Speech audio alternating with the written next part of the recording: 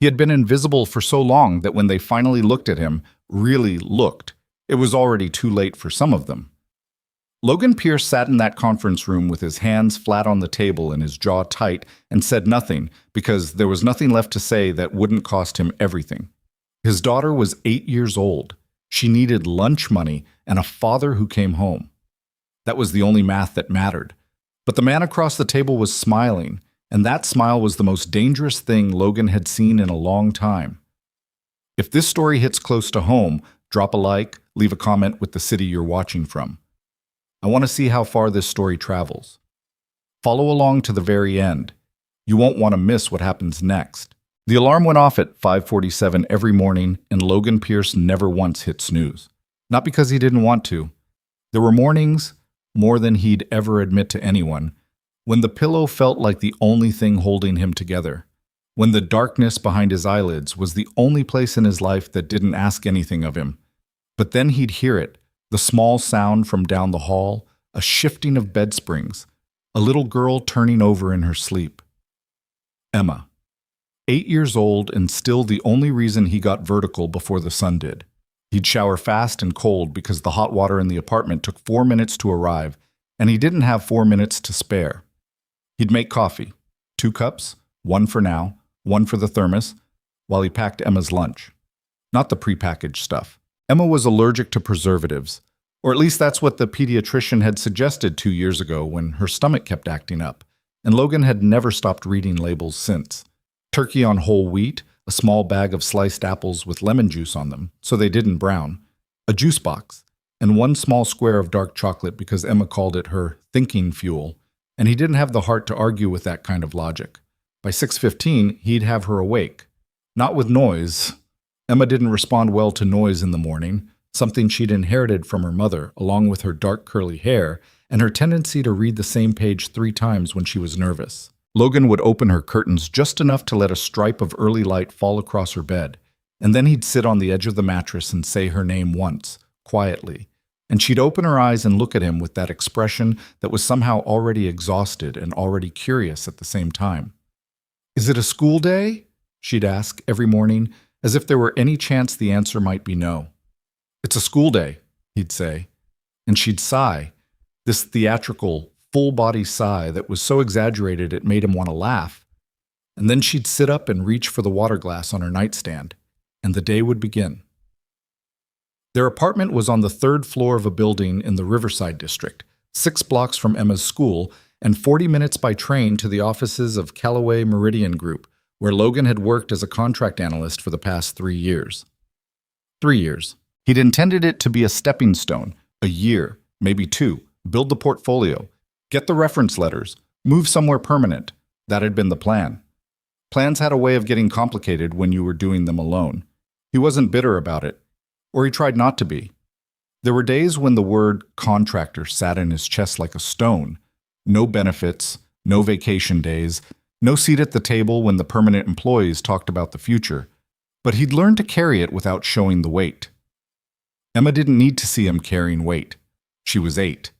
She needed lunch and consistency and a father who could look her in the eye without flinching. Logan was good at not flinching. He wasn't good at much office politics. That had become clear in the first month at Callaway Meridian, when he'd made the mistake of doing his job too well and too quietly, and attracting the kind of attention that neither category was supposed to draw. He was a contract analyst. He processed data, ran projections, prepared reports. He was supposed to be invisible in the way furniture was invisible. Functional, present, unremarkable. He'd managed that for the most part. What he hadn't managed was avoiding Brandon Cross.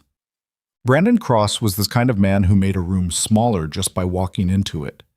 41 years old, senior manager of the analytics division, and the closest thing Callaway Meridian had to a weather event. Unpredictable, loud, and capable of causing damage you didn't fully understand until afterward. He had the corner office 2 floors up from the bullpen where Logan worked, and he had the habit of coming downstairs without warning, which everyone in the bullpen understood to mean that someone was about to have a bad day. He'd targeted Logan for the first time about 4 months after Logan joined. It had been small at first, a comment in a meeting about the length of one of Logan's reports, delivered with that smile that wasn't a smile. I think our friend Logan here mistakes volume for value. More words, Logan, doesn't mean more insight. Might want to remember that. The room had gone quiet in that particular way rooms go quiet when everyone is pretending not to have heard something.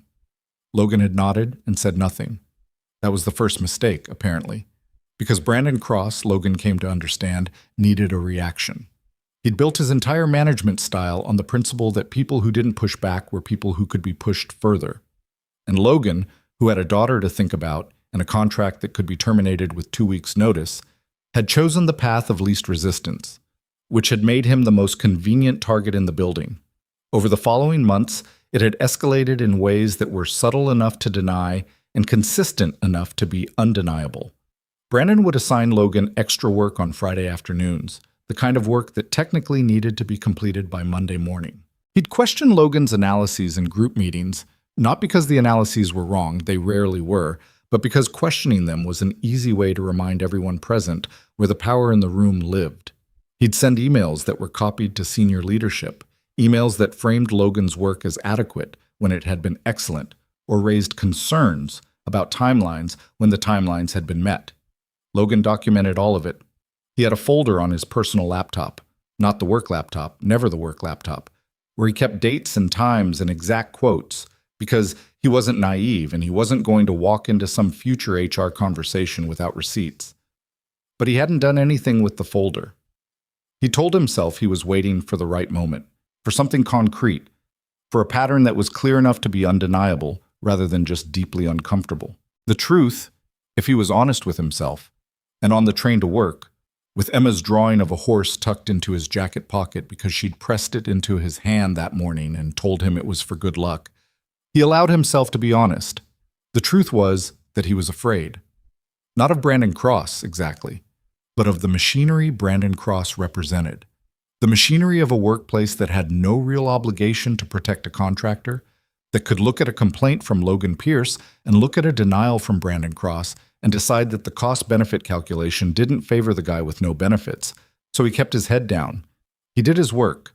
He rode the train home and picked up Emma from the after-school program and made dinner and helped with homework and read one chapter of whatever book they were working through together. And he kept the fear separate from all of that because Emma deserved a father who could be present, not one who brought his office home in his eyes. It was a workable system. Until the Tuesday in October, when Brandon Cross blew it apart in front of 11 people. It was a team meeting, the quarterly sync that Brandon ran for the analytics division, usually an hour of status updates and budget talk, and not much else. Logan had been sitting in the third row of chairs arranged in a loose semicircle in the main conference room. He had his laptop open and his notes pulled up, and he'd already mentally timed out after the first 20 minutes because there was genuinely nothing in the agenda that required his attention. Brandon had been in a mood from the start. Logan could always tell. There was a particular quality to Brandon's voice when he was looking for someone to take something out on, a brightness that was too sharp, like a light with the dimmer cranked past comfortable. The meeting had been wrapping up. People were starting to close laptops, shuffle papers.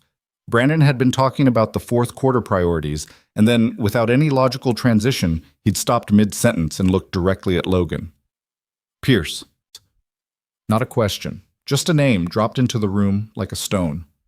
Logan looked up. Yes? I want to ask you something. Brandon's expression was pleasant in the way that made Logan's stomach contract. You've been with us 3 years now. Contract, I know, but still. You know how this company works. I think so, Logan said carefully. You know who Victoria Hale is. Everyone in the room knew who Victoria Hale was. She was the CEO of Callaway Meridian Group. 30 years old, which was the thing most people mentioned first, that she'd made CEO at 30. Brilliant, direct, and famously private. She wasn't the kind of executive who wandered the floor or showed up at company happy hours. She ran the company from the 22nd floor and communicated through controlled, precise channels. And in 3 years, Logan had seen her in person exactly 4 times, all in large, all-hands settings where he'd been one of 200 people in the room. Of course, Logan said. Brandon's smile got the quality it got.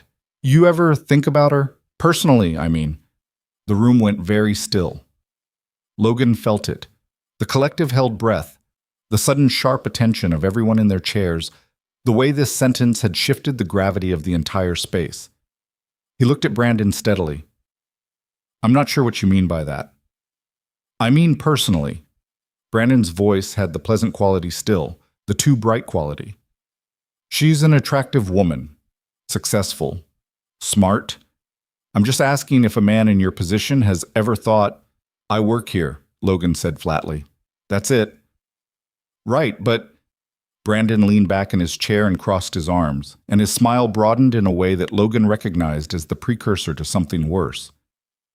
"We've got a bet going, actually, some of us, about whether someone like you, contractor, quiet guy, no real standing in the company, could ever get close enough to Victoria Hale to even have a conversation that wasn't strictly professional." He paused. "I'd go further, but I'm trying to keep it professional." Laughter. Not a lot of it.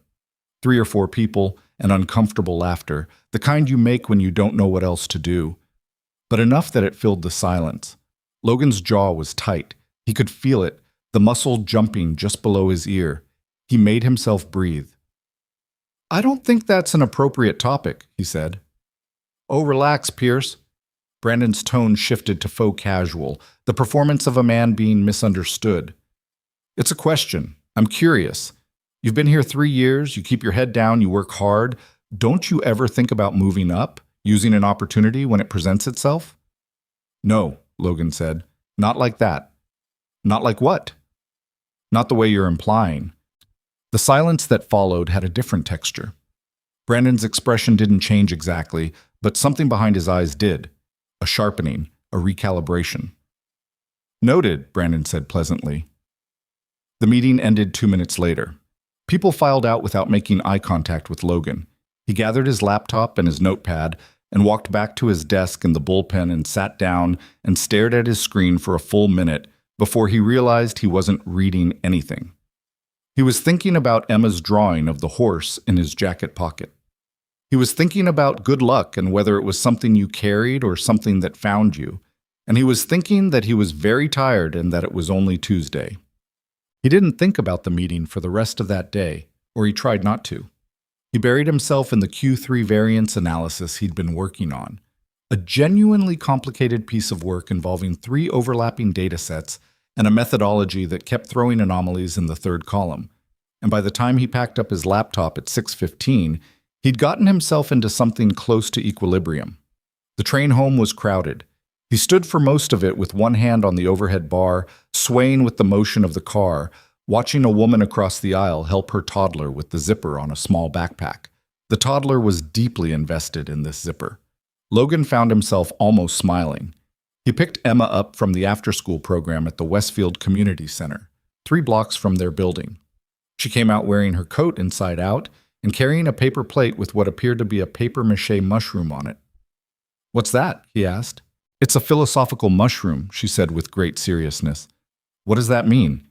"It means I didn't have enough time to paint it, so I called it something that made it sound like it was supposed to be this way."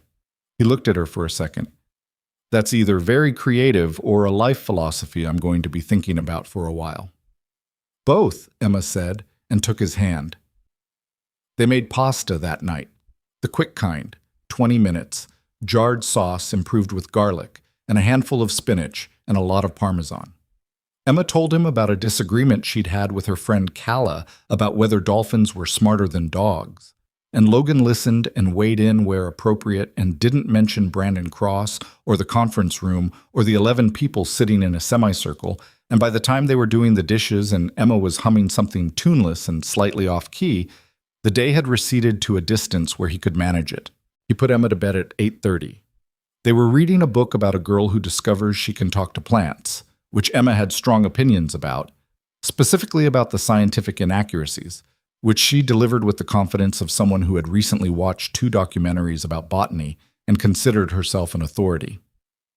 "Plants don't communicate like that," Emma informed him after he'd read a passage where the protagonist received what was described as a message from an oak tree. "It's fiction," Logan said. "Fiction should still be internally consistent." He looked at her. 8 years old. "Where did you learn the phrase internally consistent?" "Miss Aldridge says it about our creative writing." Ms. Aldridge sounds demanding. She's amazing, Emma said simply. He kissed her on the forehead. She was asleep by 8:57. He knew because he checked, the way he always checked, standing in the doorway with the hall light behind him, watching her breathe. He sat at the kitchen table afterward with his coffee and his personal laptop and the folder he kept. He opened it and added a line. Conference room meeting, October 14th. Present, B, Cross, Self, and approximately 9 other employees. Public comments. CEO, Victoria Hale, directed at me. Framing of inappropriate bet. Suggestion of using proximity to CEO for personal advancement. Refusal on my part. General humiliation. Laughter from 3 to 4 individuals. He saved the document and closed the laptop. He sat there a while longer in the quiet kitchen, listening to the building settle around him. It was fine. He was fine. He could manage this. 2 days later, he found out about the recording. It came from Priya, one of the junior analysts in the bullpen who'd been in the conference room during the meeting. She was 26 and careful, and she'd never said more than 40 words to Logan in 3 years of working in proximity, which was why it registered as significant when she appeared at his desk at 10:15 on a Thursday morning and placed a coffee cup down next to his keyboard with the deliberate precision of someone putting a document into evidence. I didn't bring you coffee, she said. He looked at the coffee. Okay. If anyone asks, I didn't bring you coffee, and we didn't have this conversation. Logan looked up from his screen. Priya was looking at a point slightly to his left, which was the body language equivalent of not being here. Okay, he said again. I'm listening. Brandon had his phone out the whole meeting, she said. The one on Tuesday. I thought he was texting, but I was sitting at an angle and I could see the screen. He had the voice memo app open. Logan felt his stomach drop about 4 inches. He was recording, he said. He was recording from the start, which means he has you on tape saying the thing you said, the refusal thing. But he also has everything he said before it, and if someone edits a recording, you can make it sound like anything you want. Yeah. Priya picked up the coffee cup she hadn't brought him, turned it in her hands, set it back down. I thought you should know because you seem like someone who documents things. She walked back to her desk without looking at him. Logan sat very still for approximately 30 seconds. Then he opened his personal laptop. He'd started bringing it to work in his bag because there were things he didn't want on the company system, and opened his folder and added a new entry. He wrote it out in full. Everything Priya had told him, the date, the time, the detail about the phone screen and the voice memo app. Then he closed the laptop and looked at his work screen and tried to figure out what to do next.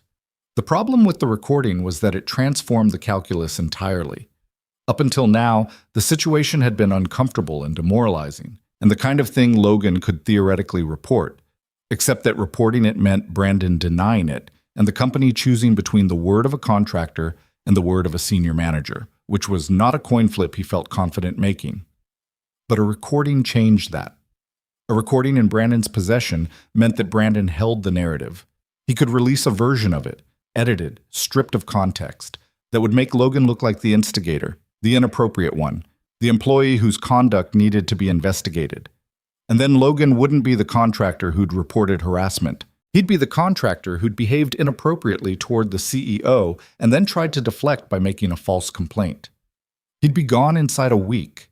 He sat at his desk and ran this math until his lunch break, when he went to the small park 2 blocks from the office and sat on a bench and called his sister Renata, who was the only person outside of work he'd told even a fraction of this to. Renata listened without interrupting, which was unusual for her. She was 3 years older than Logan and had strong opinions about most things, and expressed them freely, but she'd learned over the years that Logan needed space to finish a thought before she could respond to it. Okay, she said when he'd finished. First thing, Emma's fine, right? She doesn't know any of this? Emma thinks my biggest problem right now is that I don't know how to pick a ripe avocado. Smart kid. A brief pause. Logan, you have to go above him. To who? To whoever is above him. To HR. HR is not impartial. HR is the company, Renata. If the company decides this is a he said situation, and one of the he's is a senior manager with a potentially manipulated recording, what about this CEO, Victoria Hale? Logan closed his eyes, sat with the park sounds around him. Pigeons, the distant sound of a leaf blower, two people arguing pleasantly about where to have lunch. I don't know her, he said. You've seen her. In all-hands meetings, in a room with 200 people. But you have access to her, theoretically. I'm a contractor, Renata. I don't have access to anybody. But she has access to you, right? She's the CEO. She can choose to be aware of anyone in that building. He thought about that. He'd seen Victoria Hale exactly 4 times. Twice in all-hands meetings, once in a hallway encounter where she'd been walking with 2 of her senior advisors and had glanced up from whatever she'd been reading and made brief, direct eye contact with Logan, and then looked away. Once in the parking structure where she'd been on a phone call and he'd been heading to his car, and they'd done the awkward elevator button dance, and she'd said, "After you," and he'd said, "Thank you," and that had been the entirety of their personal exchange in 3 years. She did not know he existed. Let me think about it, he said. Logan? I know. You always say you'll think about it. I always do think about it. Yeah, and then you decide to wait until you have more information, and then you wait, and then… Renata. His voice came out steadier than he felt. I have Emma to think about. It's not just me. A silence. Not a comfortable one. I know, she said quietly. I know that. But, Logan, Emma also needs you to not disappear into yourself. She needs you around in more ways than just financially. He said goodbye and hung up and sat on the bench a while longer, watching the pigeons. That evening, after Emma was in bed, he sat at the kitchen table and thought about invisibility. He'd been invisible at Callaway Meridian for 3 years. He'd chosen it mostly. The head down, no waves, do the work approach. It had suited him because the alternative, drawing attention, carried risks he wasn't willing to take when Emma's school year and rent and health insurance were all contingent on his continued employment. But invisibility had its own costs, and he was only now beginning to understand what they were. Being invisible meant Brandon Cross could use him as target practice, without expecting resistance. Being invisible meant that when something happened in that conference room, there were 11 people present, and not a single one of them would be likely to go on record about what they'd witnessed. Being invisible meant that he had 3 years of documented evidence in a folder on his personal laptop, and that folder meant almost nothing because he'd never shown it to anyone. And a document that no one has seen is just a record of all the ways a person chose not to act. He was thinking about that, about action, about its costs, about Emma breathing down the hall. When his phone buzzed with a work email notification, he almost didn't look at it. It was 9:45 and he had a firm rule about work emails after 8. But something made him pick up the phone, some instinct that had been sharpened by several weeks of low-grade alarm. The email was from Brandon Cross. It was sent to Logan and to Logan's direct supervisor, a mid-level manager named Carson Fife, who had the energy of someone who had stopped expecting things to improve. The subject line was Conduct Note, Logan Pierce. Logan opened it. The email was written in the careful, neutral tone that people use when they're building a paper trail. It referenced the Tuesday meeting. It stated that Logan had made comments during the meeting that could be construed as potentially inappropriate in nature regarding senior leadership. It said that Brandon was noting this for the record in the interest of maintaining professional standards. It did not include any specific quotes, which was deliberate. Specific quotes would require context. At the bottom, Brandon had written, I'm available to discuss further if needed. I want to handle this discreetly. Logan read it 3 times. Then he opened his folder and wrote, Email received 9:47 p.m., October 16th. From B. Cross, CC'd to C. Fife. Subject line, Conduct Note, Logan Pierce. Contents, vague allegation of potentially inappropriate comments. No specifics cited. Written in language designed to establish a paper trail while preventing direct refutation. The email is clearly preemptive, designed to create a record that positions me as the problem before I can create one that positions him. He saved the document. He closed the laptop. He sat at his kitchen table in the quiet apartment, 8-year-old daughter asleep down the hall, and felt the walls of his situation narrow around him. But the next morning, a Friday, he went to work and did nothing visible. He answered the emails that needed answering, completed the variance analysis he'd been working on, ate his lunch at his desk. He said good morning to the two colleagues he said good morning to every day, and otherwise kept to his own space, which no one noticed because no one ever noticed. He spent most of the day thinking. Brandon had the recording. Brandon had sent the preemptive email, which meant Brandon was preparing for Logan to report, which meant Brandon was either afraid of what Logan might say, or he was simply the kind of person who enjoyed having the first word in every confrontation and had calculated that this situation was worth locking down. Either way, Logan was now on the record as a problem before he'd done anything to create a problem. The only way out of that was to present something that reframed the narrative entirely. Not a complaint, but a testimony. Not an allegation, but a counter-narrative that had its own evidence, which meant he needed to talk to someone who could actually listen to what he had to say without filtering it through the company's self-protective instincts. He thought about that a long time. Victoria Hale's assistant's email address was publicly listed on the company intranet. Logan had never used it. He'd never had a reason to. But he looked at it that afternoon, at his desk, with the ambient noise of the bullpen around him. Keyboards, a distant phone, someone's muffled music leaking from their earbuds. And he thought about Renata's voice on the phone the day before. She can choose to be aware of anyone in that building. He wasn't going to email the assistant. An email was too easy to intercept, too easy to ignore, too far from the kind of direct communication this situation required. But there was a channel that wasn't the assistant, a channel that existed precisely for situations like this, if he was reading the company's own documentation correctly. Callaway Meridian had a formal mechanism. Any employee, including contractors, could request a 15-minute meeting with executive leadership through the company's open-door policy. It was listed in the employee handbook.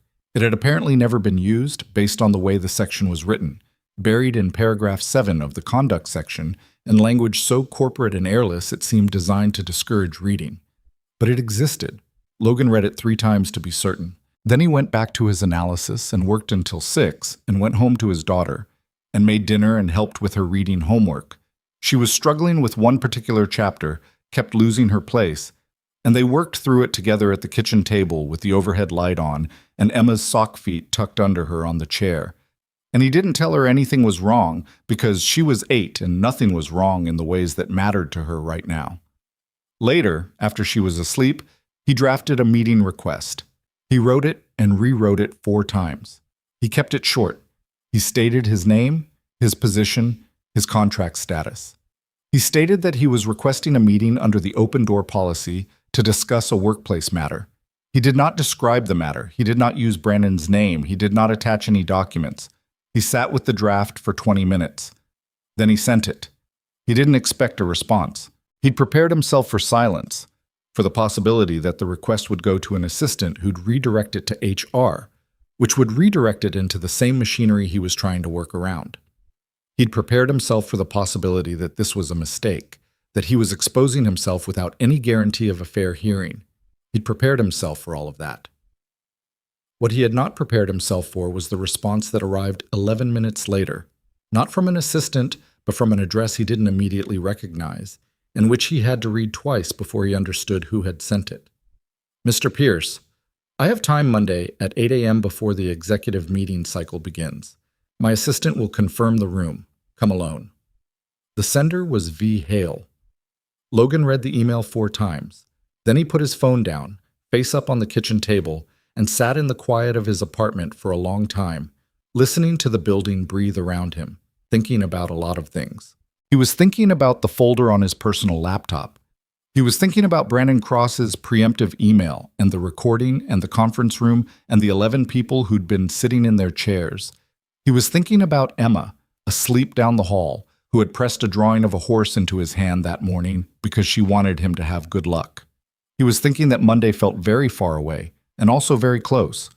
He was thinking that he didn't know what kind of woman Victoria Hale was.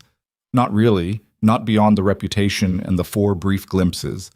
And that he was about to walk into her office and say things that could not be unsaid, and that the only thing he was truly certain about in this moment was that staying invisible was no longer an option.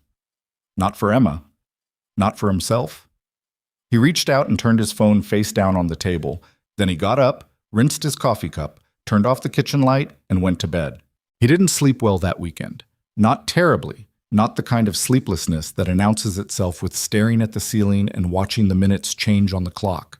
More the quiet, unsatisfying kind where you drift in and out of something that looks like rest but doesn't feel like it. Where your brain keeps returning to the same set of problems the way a tongue returns to a sore tooth. By Sunday morning, he was up at 5:30 without the alarm, earlier than usual, standing in the kitchen in the gray pre-dawn with his coffee and the low hum of the refrigerator and the particular silence of a city that hadn't quite started yet. He thought about the email. He'd read it maybe a dozen times since Friday night, each time looking for some tone he'd missed, some subtext that changed the meaning. He didn't find one. The message was what it was, direct, spare, no warmth, but no coldness either. Come alone. He'd been turning those two words over all weekend, trying to decide if they were reassuring or ominous, and had concluded that they were probably neither. They were just practical. Victoria Hale had not built a reputation for theater. What he didn't know, what kept snagging at him between the grocery run on Saturday afternoon and Emma's soccer practice and the hours after dinner when the apartment was quiet and he had nothing to do but think, was what he was actually walking into. He knew what he wanted to say. He'd rehearsed it, not out loud because he couldn't do that with Emma home, but in his head, in the rational, organized way he approached problems at work, the context, the timeline, the conference room incident, the recording. Brandon's preemptive email, the folder. He had a clear sequence and he knew it cold.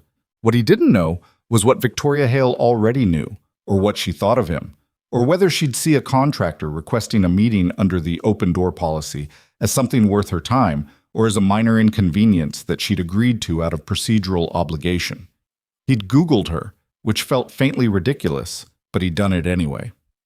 The search results were what he expected. Professional profiles, a few business press interviews, a feature in a trade publication from 2 years ago about her restructuring of Callaway Meridian's analytics division. In the interviews, she was precise and somewhat guarded, the way intelligent people are when they're aware that every word has a public life. She didn't give a lot of personal detail. She had a degree in economics from a school he'd heard of, an MBA she'd apparently finished in 18 months, and she'd taken the CEO role at 28 after the previous CEO retired under circumstances the press described as mutual agreement, which everyone in the industry apparently understood to mean something else. Nothing in the search results told him whether she was someone he could trust. That wasn't the kind of information that made it onto the internet. He picked Emma up from her Saturday soccer practice muddy and pleased with herself because her team had won by 2 goals, and she told him about each goal in granular detail. The positioning, who passed to whom, a near miss that she said deserved its own documentary. And Logan listened with genuine attention because this was easy to be present for. This was the part of his life that worked. "You worried about something?" Emma asked in the car on the way home. He glanced at her. She was in the back seat, still in her cleats, picking at a blade of grass that had gotten stuck to her shin guard. "No," he said. "Why?" "You've got the face."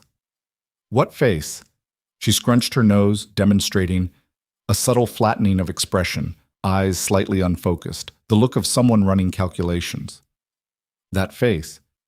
The one you do when you're thinking about something you don't want to talk about." He was quiet for a second. "Am I that obvious?" "Only to me," she said with the matter-of-fact confidence of someone who had been studying him her entire life. He almost told her.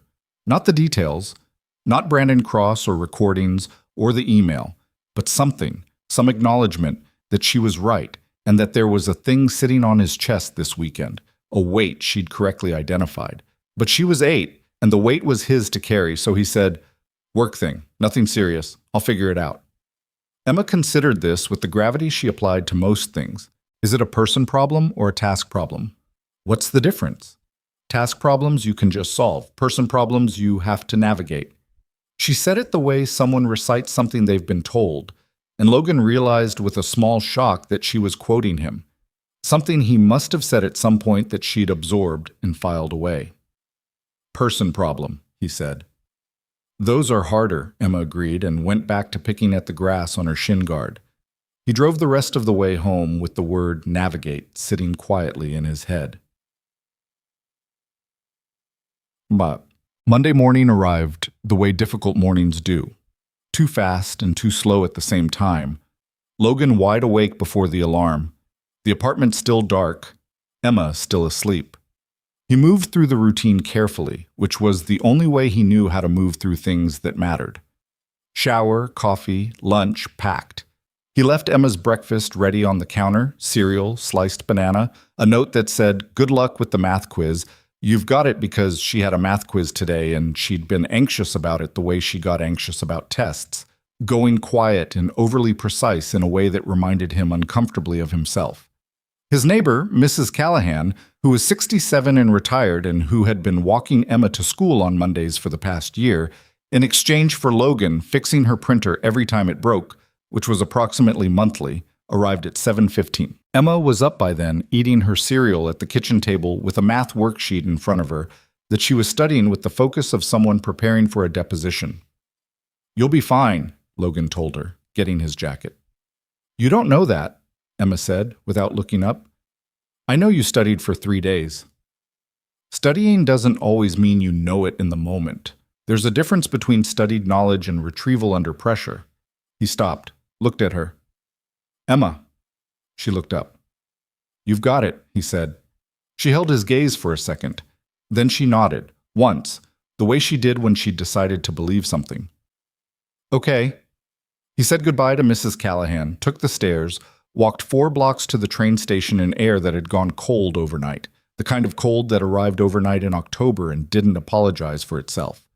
On the train, standing again with his hand on the overhead bar, he ran through it one more time. Context, timeline, conference room, recording, email. He knew it clean. He'd print out key pages from the folder when he got to the office, before the meeting, the date-stamped entries, the email from Brandon. He'd bring them in a plain folder, nothing dramatic. He didn't know if it would matter. He didn't know if any of it would matter. But he was going to walk in there and say it plainly because that was the only thing left that was actually in his control. The 22nd floor was different from the rest of the building in the way executive floors always were. Quieter, with better carpet, and the kind of curated silence that money bought. Logan had been up here exactly once before, 2 years ago, for a meeting with a senior director that had been rescheduled 3 times before it finally happened. He remembered the floor mostly as a place where people moved with a particular kind of purposefulness, where every conversation seemed to be happening at a half volume and with full attention. Victoria Hale's assistant, a composed woman named Adele, who looked like she managed crises with the same expression she used to manage calendar invites, met Logan at the elevator at 8 o'clock exactly. She led him down a short hallway to a conference room that wasn't the CEO's office, but was adjacent to it, a room with a glass wall and a table that seated 6 and a view of the city that Logan didn't let himself look at for too long because he needed to be focused. "She'll be right in," Adele said, and left. Logan sat down and placed his folder on the table and folded his hands on top of it and looked at the door.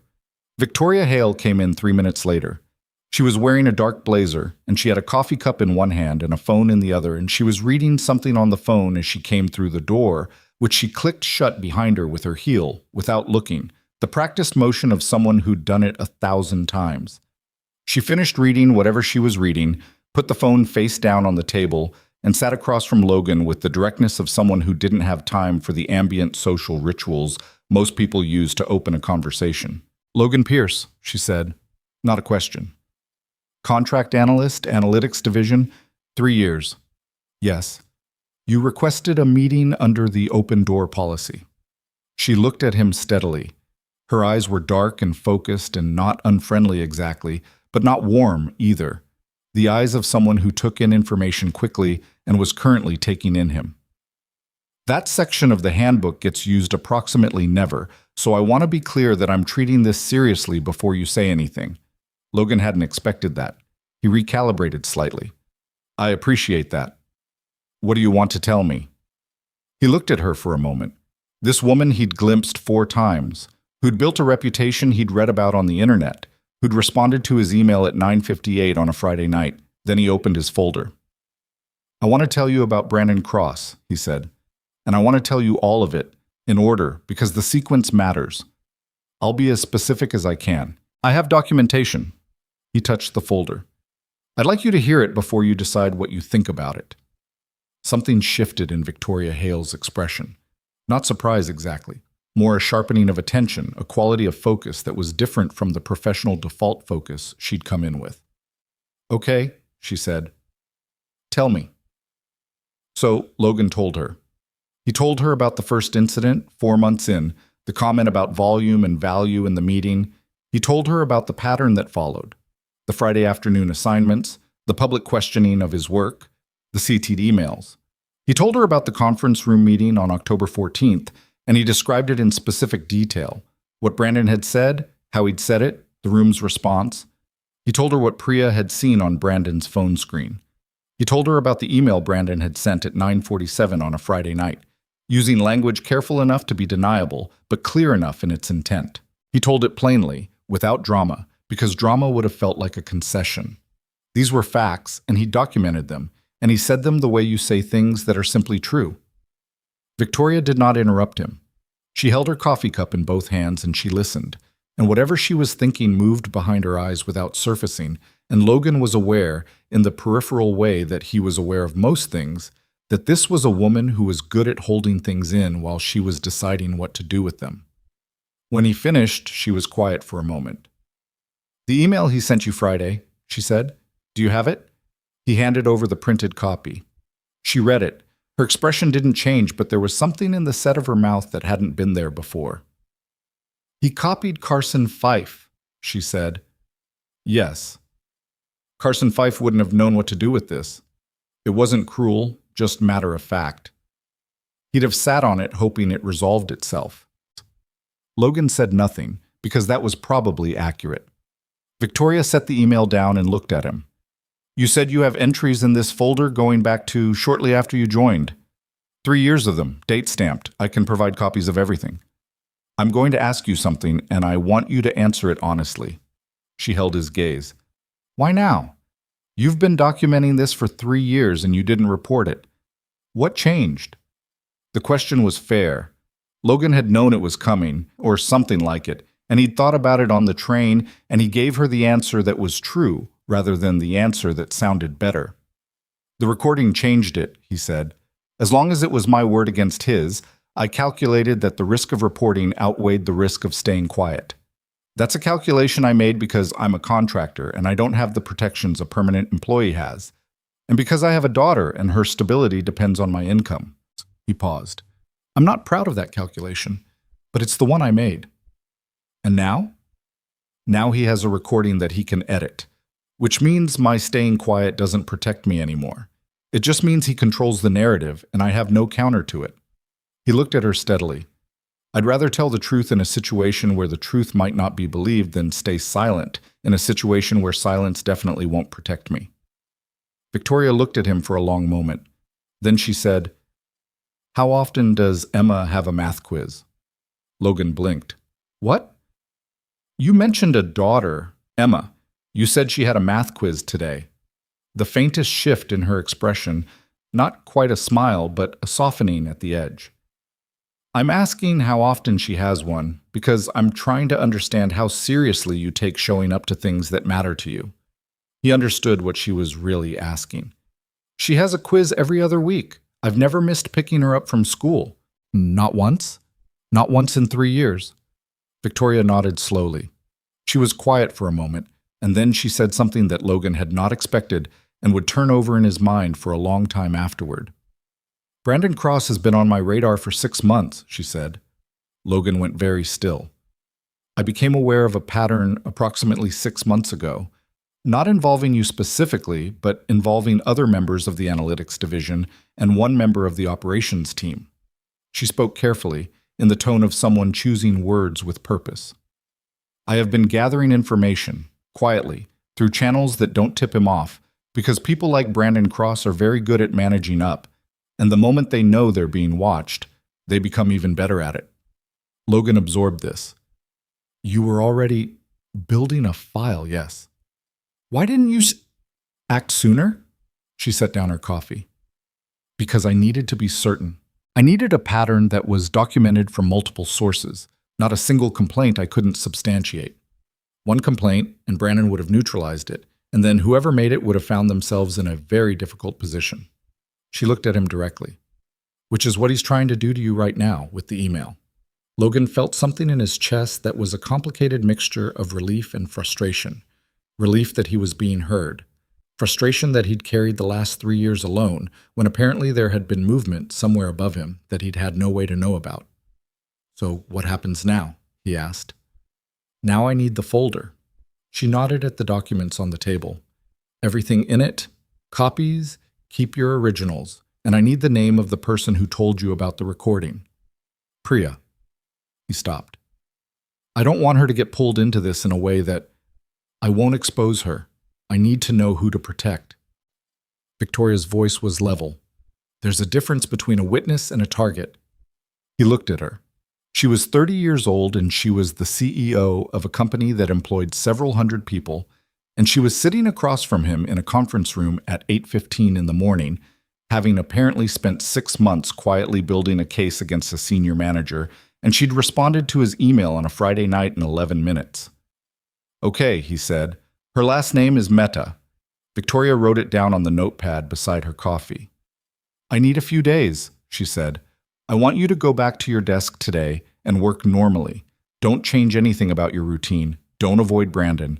Don't give him any indication that this conversation happened. Can you do that?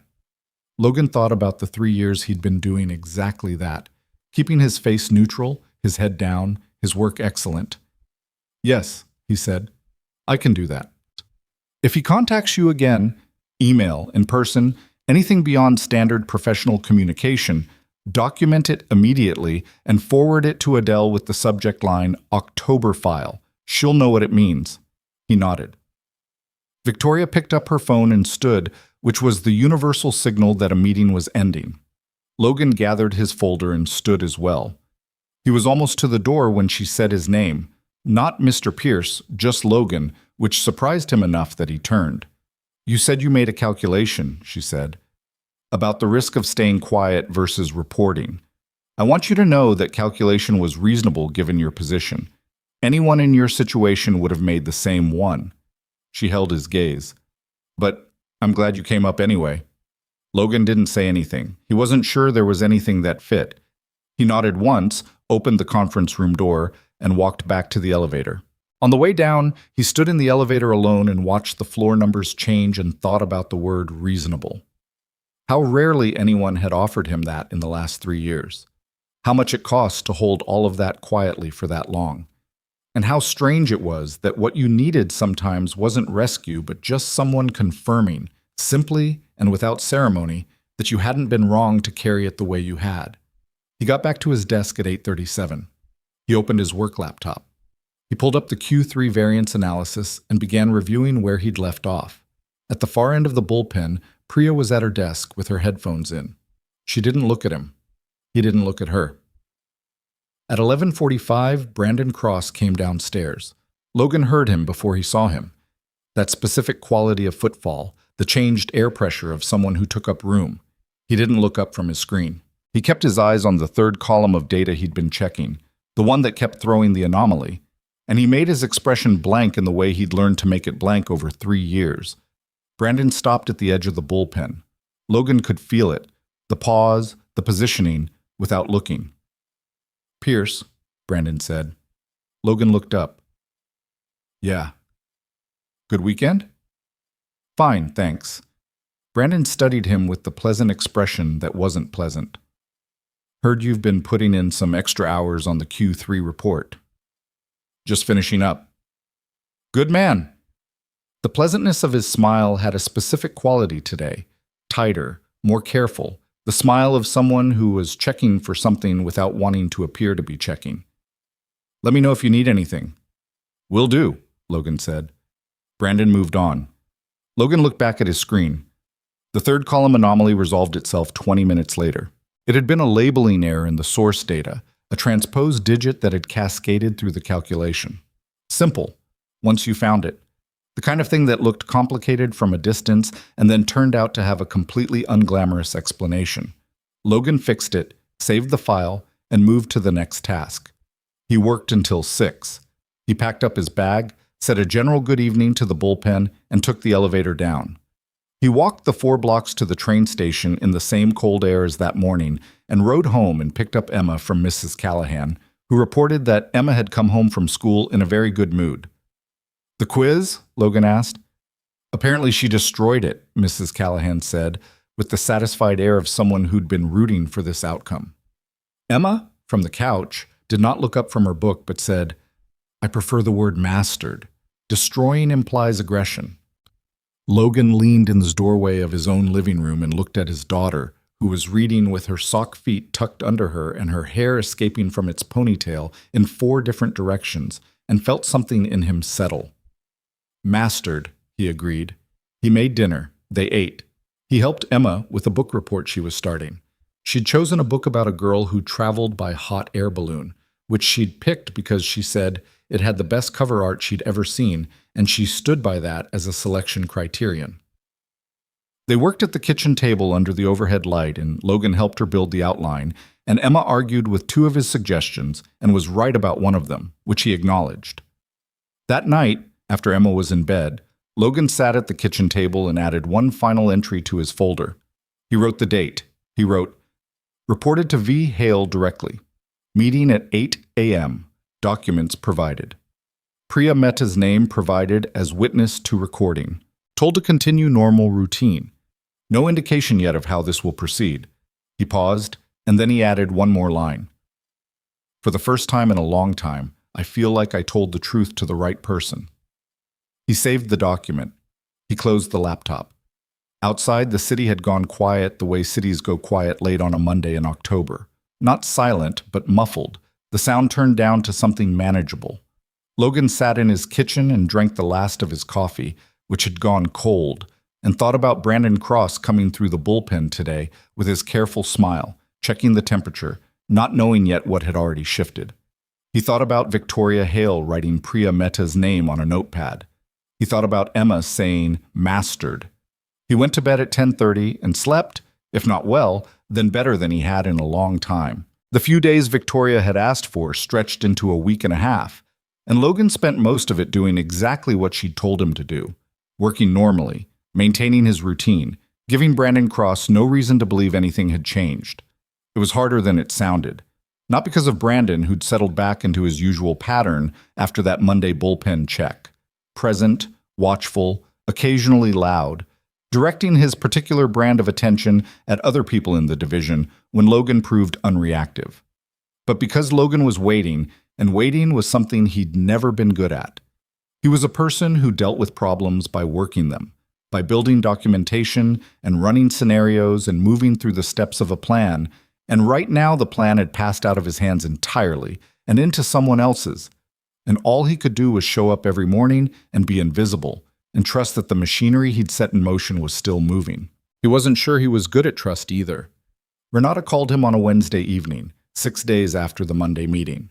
Emma was in her room, allegedly doing homework, but based on the occasional sound of her talking to herself, likely narrating some elaborate game involving her collection of small painted stones. "Well?" Renata said, skipping hello. "Well, what?" "Don't do that. What happened with the CEO?"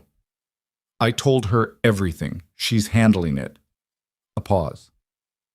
"That's it? She's handling it?"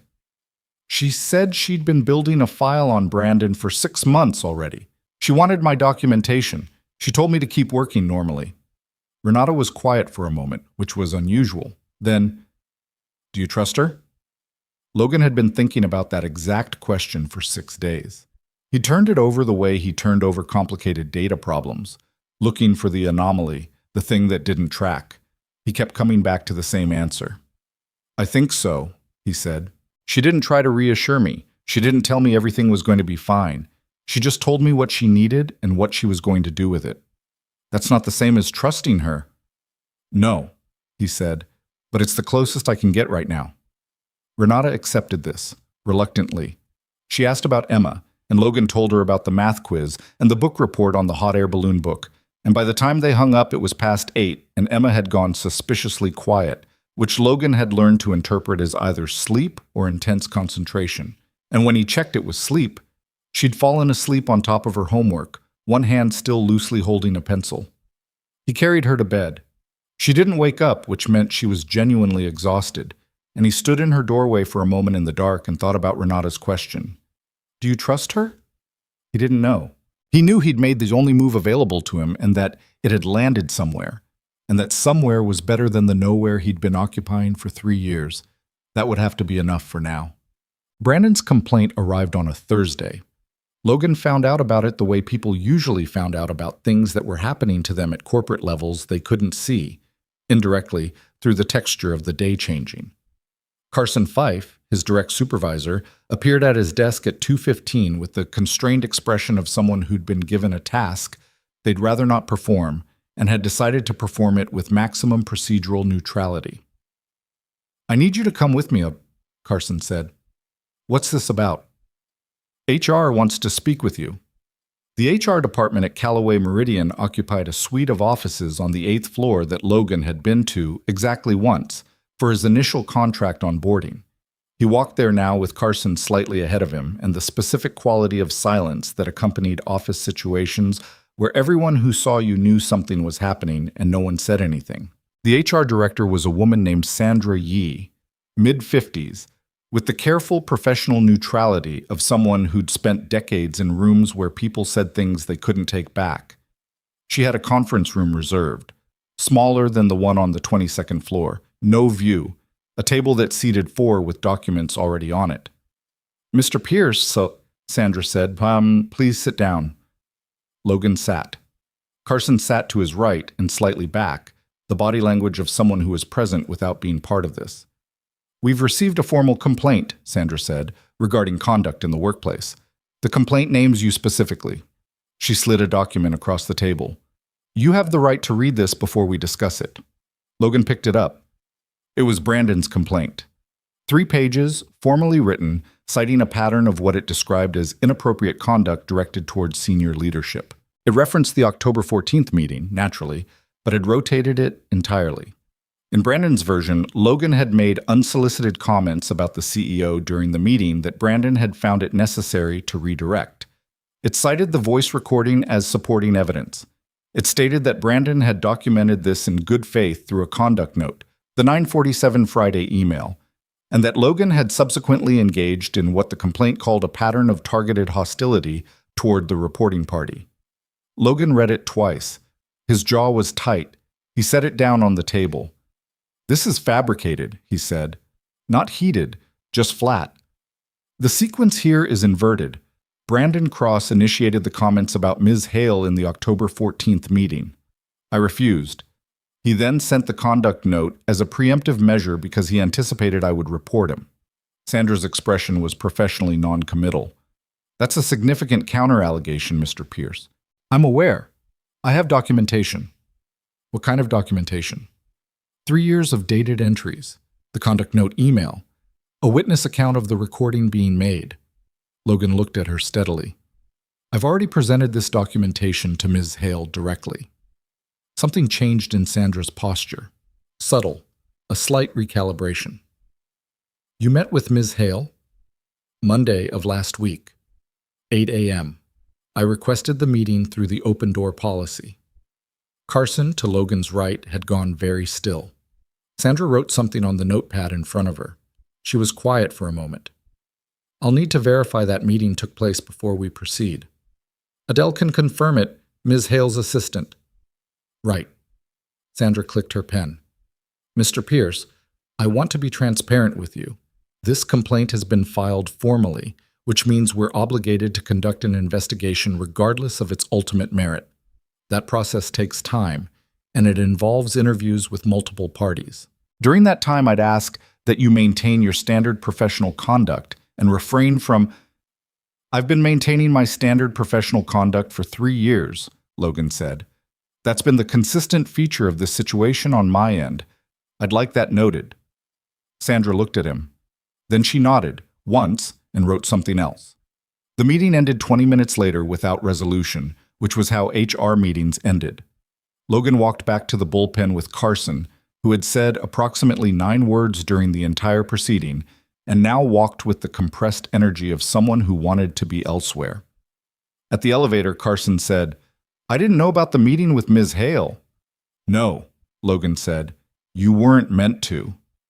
Carson looked at him, and for a moment his professional neutrality cracked enough to let through something that might have been respect, or might have been guilt, or might have been both at the same time. Then the elevator arrived, and he got on it, and the doors closed, and Logan was alone in the hallway. He stood there for a second.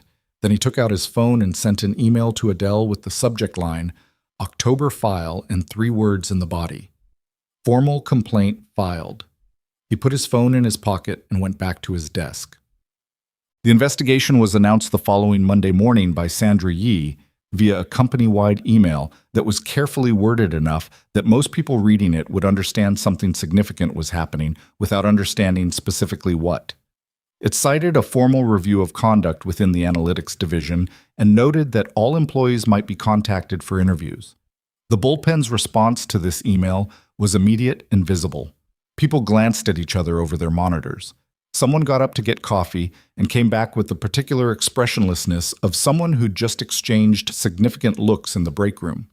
Priya, 2 desks over, kept her eyes on her screen and her headphones on, but Logan noticed her shoulders were very slightly elevated, the body language equivalent of bracing. He was at his desk at 10:15 when Adele called his desk phone, not his cell, his desk phone, which almost no one used, and told him that Ms. Hale would like him to come to the 22nd floor at 2 o'clock. He was there at 1:58. Victoria was in her actual office this time, not the adjacent conference room, which Logan registered as a shift of some kind without being sure what it meant. The office was larger than he'd expected and less curated. There were files on the desk in a way that suggested actual use rather than performance. A whiteboard along one wall covered in handwriting that he couldn't read from where he was. 2 chairs in front of the desk that looked like they'd been pulled from elsewhere because they didn't match the desk's aesthetic. She was on the phone when he came in, and she held up one finger without looking at him, 1 minute, and finished the call with her back slightly to him, looking at the whiteboard. "Right. Tell legal I need the full review by Wednesday, not Thursday. Wednesday is already late." A pause. "Then move the Thursday meeting. I'll sort it." She hung up and turned around. She looked tired. Not dramatically, not the kind of tired that made it into people's faces, but the kind that lived around the eyes of people who hadn't been sleeping cleanly, which Logan recognized because he'd been wearing the same look himself for the past week. "Sit," she said. He sat. She sat across from him, not behind the desk but in the second mismatched chair, which put them at the same level, and he thought that was probably deliberate. "He filed it Thursday afternoon," she said. "You already knew that." Sandra Yee's office. "Right. I reviewed the complaint Friday morning." She had a copy of it on the small table between their chairs, and she set her hand flat on it without opening it, as if the physical gesture was enough. "It's a sophisticated document. He had legal help with it, or someone with legal instincts. The language is constructed to raise questions without making falsifiable claims. Everything is framed as concerns, impressions, patterns he observed, not direct statements that can be directly refuted." "I noticed that," Logan said. He also submitted the audio recording through formal channels on Friday afternoon. It came to Sandra's office. Victoria looked at him. "We've listened to it." Logan's stomach tightened. "And?" "It's been edited." She said it flatly, without drama, the way you state a thing that is simply true. Not heavily. He was careful. "But there are 2 cuts in it. One removes approximately 90 seconds from the beginning of the sequence that includes his initial comments about me. The second removes your exact refusal and replaces the silence around it with a slightly different ambient track." Logan closed his eyes briefly. When he opened them, she was still watching him. "So, on the recording as submitted," he said, it sounds like you brought up the topic, and then there's a gap, and then there's your voice saying, 'I work here, that's it,' which, without the preceding context, sounds like someone trying to deflect from a comment they've already made." Logan sat with that for a moment. The particular nausea of hearing described, precisely, the version of events that had been constructed to replace the actual one. "Okay," he said. "I said we've listened to it," Victoria said. "I want to be specific about who he is. I listened to it with our general counsel and with the head of building security, because we pulled the conference room's own audio." Logan looked at her. Every conference room in this building has a security microphone, she said. They're not for surveillance in the usual sense. They're installed for emergency safety purposes, and accessing them for anything else requires executive authorization and legal review. I started that authorization process the morning after you and I met. She paused. The building's audio from October 14th is complete and unedited. It has the whole sequence. Logan felt the thing in his chest that had been constricted for 2.5 weeks loosen slightly, a cable under tension finding a fraction of slack.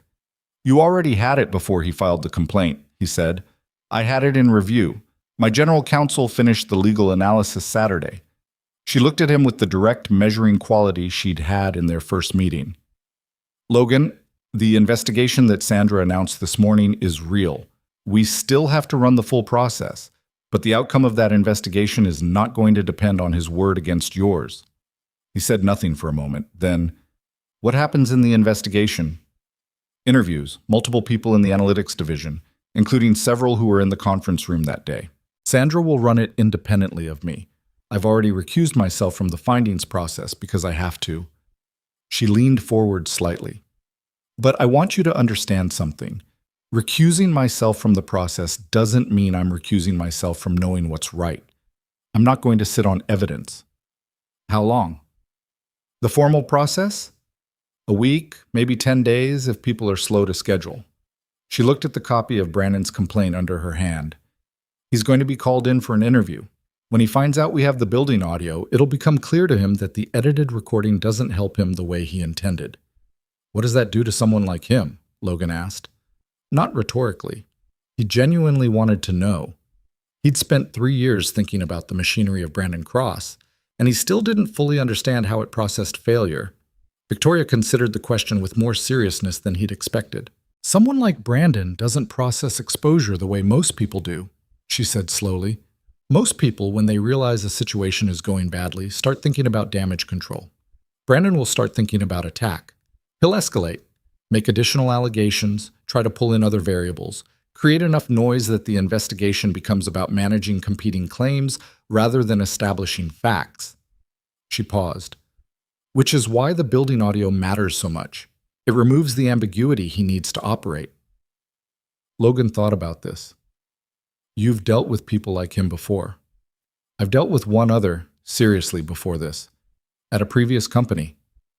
Something moved in her expression. Not quite a memory, but the shadow of one. I handled it badly, the first time. I waited too long because I wasn't certain, and in the meantime, 3 people left the company and one of them filed an external complaint that cost the organization more than I want to think about. She looked at him. I don't make the same mistake twice. Logan nodded slowly. Go back to your desk, she said. You'll be contacted by Sandra's office for your formal interview, probably in the next 48 hours. Tell them exactly what you told me.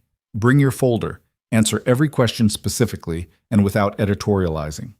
Okay? And Logan. She stood, which meant the meeting was ending. If at any point during this process something happens that feels off, another email, a conversation, anything, send it to Adele immediately. I will. He was at the door when she said, How did the math quiz go? He turned. She was standing behind the mismatched chair with both hands on its back, and there was something in her face that wasn't quite the measured professional attention she'd maintained across 2 meetings. Something more human, more genuinely curious. He'd told her about Emma's quiz in passing, a detail he'd mentioned while explaining why he'd left Emma's breakfast ready that Monday morning, and he hadn't expected her to have retained it. She said she mastered it, he said. Victoria smiled, a real one, brief, that changed her face more than he'd anticipated. Good, she said. He took the elevator down. His interview with Sandra Yee happened the following Wednesday. It lasted 2 hours and 20 minutes, which was longer than Logan had prepared for, and covered the full 3-year timeline in methodical, careful detail. Sandra had another HR team member present who took notes. Logan had his folder, and he referred to it throughout, citing specific dates and entries. And at one point, Sandra asked him to walk her through the October 14th meeting moment by moment, which he did. Not because he was performing thoroughness, but because he'd replayed it enough times in the past 3 weeks that it was simply there, available. The way anything gets available when you carry it long enough. Toward the end of the interview, Sandra asked him something he hadn't fully anticipated. "Mr. Pierce," she said, "in your documentation, you note that you chose not to report this situation to HR for approximately 3 years. Can you help me understand that decision?" It was the same question Victoria had asked, essentially, but with a different weight behind it. Sandra was asking on behalf of the company's process, which meant the answer would go into the record. "Yes," Logan said. "I'm a contractor. I have no permanent employment status and no formal grievance protections beyond what the open door policy provides. At any point in the last 3 years, a complaint from me against a senior manager could have resulted in the termination of my contract on grounds that had nothing to do with the complaint. That's not a hypothetical. That's a structural reality of contract employment." Sandra wrote something. Her pen didn't stop moving for a moment. "I want that in the record," Logan said. "Not as an accusation against the company, as context. Because if this situation is going to be useful to anyone else in my position, it has to be clear that the structure itself was the barrier, not just this one instance." Sandra looked at him over her notepad. "That's a fair point to make," she said, which was the most unguarded thing she'd said in 2 hours and 20 minutes. The interview ended. Logan went back to his desk and worked the rest of the afternoon and went home and picked up Emma and made dinner and told her nothing. That evening, while Emma was in the bath, he sat on the kitchen floor with his back against the cabinets and called Renata and told her how the interview had gone. "You told them it was a structural problem," Renata said. "Yeah." "Logan," her voice was careful, "do you think they'll actually change anything?" "I don't know." He thought about Victoria Hale saying, "I don't make the same mistake twice." "I think she will." "The CEO." "Yeah." A long pause. "You trust her?" It wasn't a question this time. Logan sat on his kitchen floor and listened to Emma splashing down the hall and thought about all the things he'd carried for 3 years and what it meant to finally put something down. "I think I do," he said. Brandon Cross was called in for his interview on a Friday. Logan knew because Priya, who had been interviewed herself on Thursday, a fact she'd communicated to Logan by placing a coffee cup on his desk in the same wordless way she'd done the first time, which he'd understood to mean I told them what I saw. Priya told him in a low voice, without looking at him, that she'd seen Brandon go up to the 8th floor at 9 in the morning in his best suit with the expression of someone who was absolutely certain they were going to win. "That expression," Logan said quietly. "Yeah," Priya said.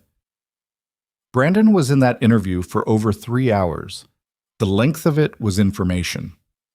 When someone expects to walk in and establish a narrative and walk out in 45 minutes, 3 hours means the narrative has encountered resistance. He came back through the bullpen at 12:30. He wasn't wearing the good suit anymore. He'd taken the jacket off and was carrying it, which on Brandon was the equivalent of a visible crack. He didn't speak to anyone. He went up the stairs to his office and closed the door. The door stayed closed for the rest of the afternoon. Logan worked on the Q4 projection model that Carson had assigned him that week. He checked his work twice, caught a minor error in the second quarter's adjusted baseline, corrected it. He ate his lunch at his desk. He kept his face neutral and his eyes on his screen. At 4:50, a calendar invite appeared on his work computer. The subject was all hands. Analytics division, the time was Monday morning at 9, and it was sent by Sandra Yee. Logan looked at the invite for a long moment. Then he accepted it and went back to the Q4 model.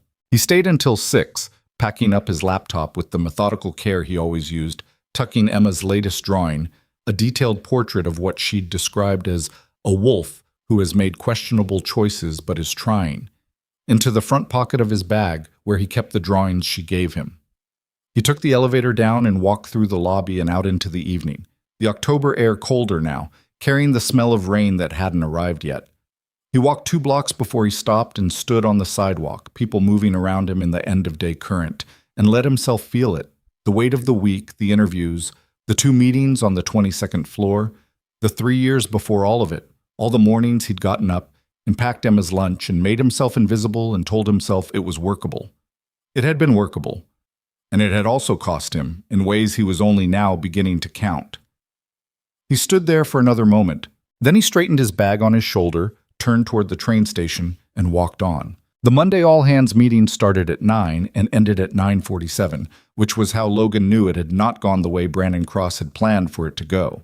Sandra Yee ran the meeting with the contained efficiency of someone who had prepared every word carefully and intended to deliver exactly those words and no others. She stood at the front of the Analytics Division conference room, the same room where the October 14th meeting had taken place, which Logan registered as either coincidental or deliberate and couldn't decide which, and addressed the division with the professional neutrality she'd maintained throughout the investigation, giving nothing away in her tone that wasn't already in the words. The investigation had concluded. The findings had been reviewed by HR leadership and by the executive team. The company had determined that conduct violations had occurred within the division at the senior management level.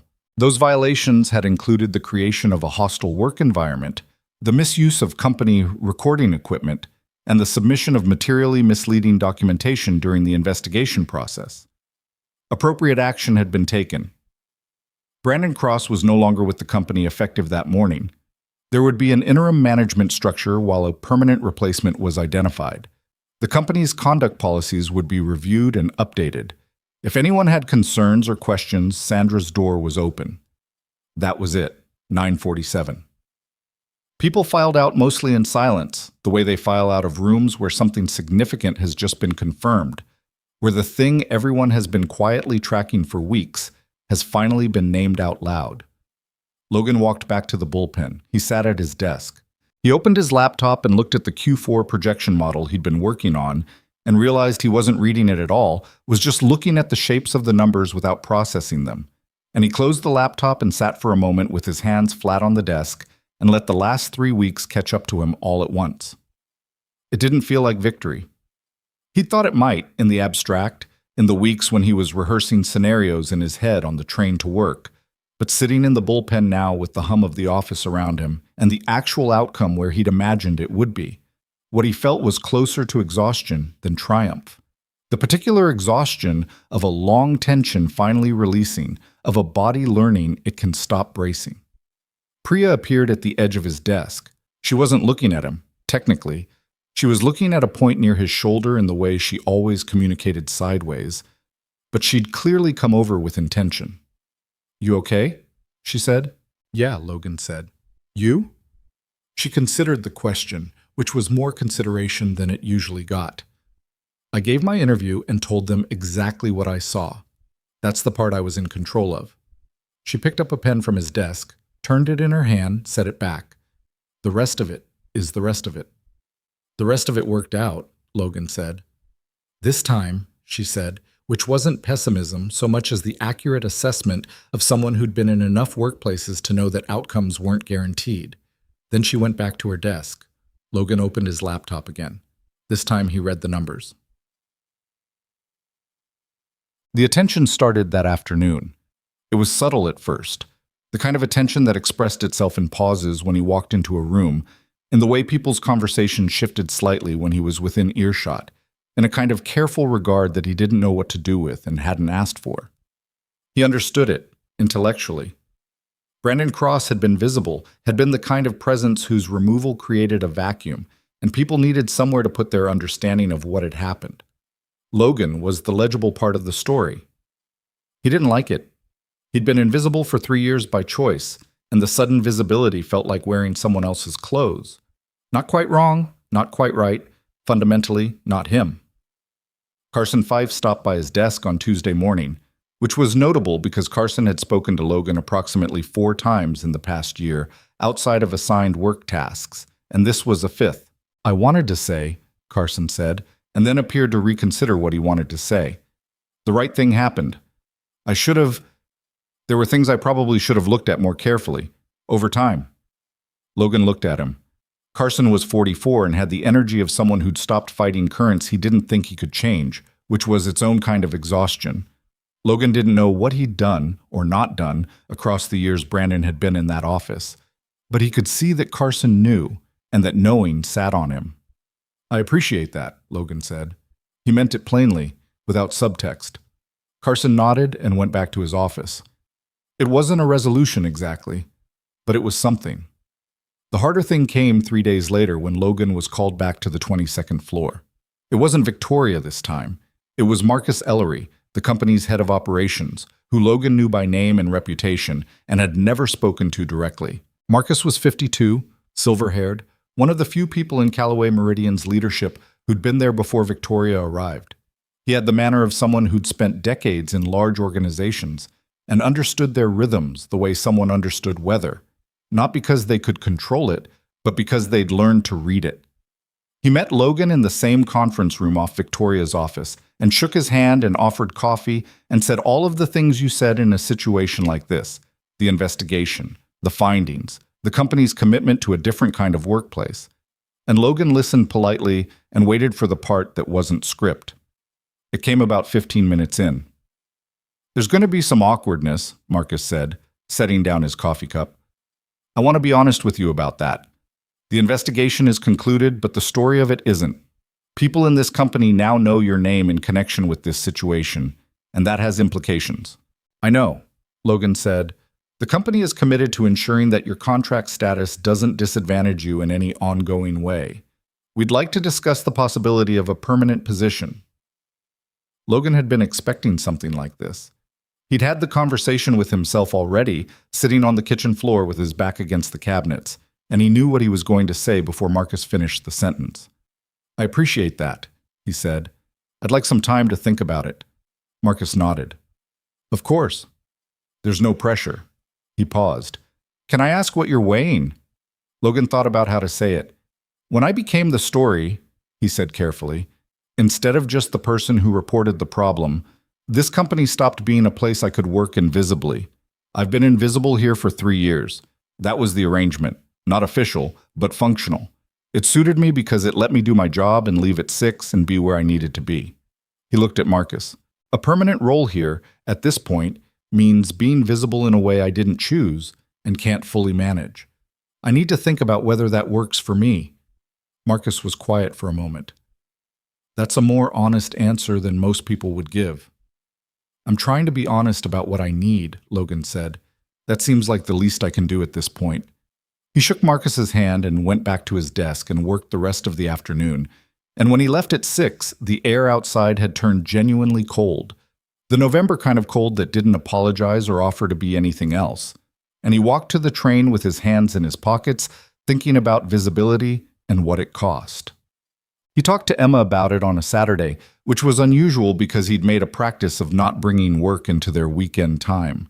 But Emma was eating cereal at the kitchen table, and Logan had his coffee, and the morning was quiet and unhurried, and she looked up at him with the particular expression she had when she could tell he had something on his mind, and he decided it was time. Not the specifics, not Brandon or recordings or HR investigations or the 22nd floor, but the shape of the decision. "I'm trying to figure out whether to stay at my job," he said. Emma put her spoon down. She gave this her full attention, which she didn't always do. Sometimes when he talked, she was 3/4 present and 1/4 somewhere else, some internal narrative she was composing, but right now she was all the way here. "Why might you leave?" she said. "Because something happened at work, and it changed things there in a way that makes it harder to do my job the way I was doing it. And a different place might let me do it better." "Different how?" "More time. Less—" He thought about how to say it. "Less complicated." Emma considered this with the gravity she applied to most things. "Would we have to move?" "No, different office, same city." "Would you make less money?" He looked at her. "Probably a little, for a while." "I don't need a lot," Emma said. "I mostly need lunch and books, and you to be home at a normal time." Logan was quiet for a moment. "You'd actually be home more?" Emma pressed. "Probably yes." She picked up her spoon and went back to her cereal.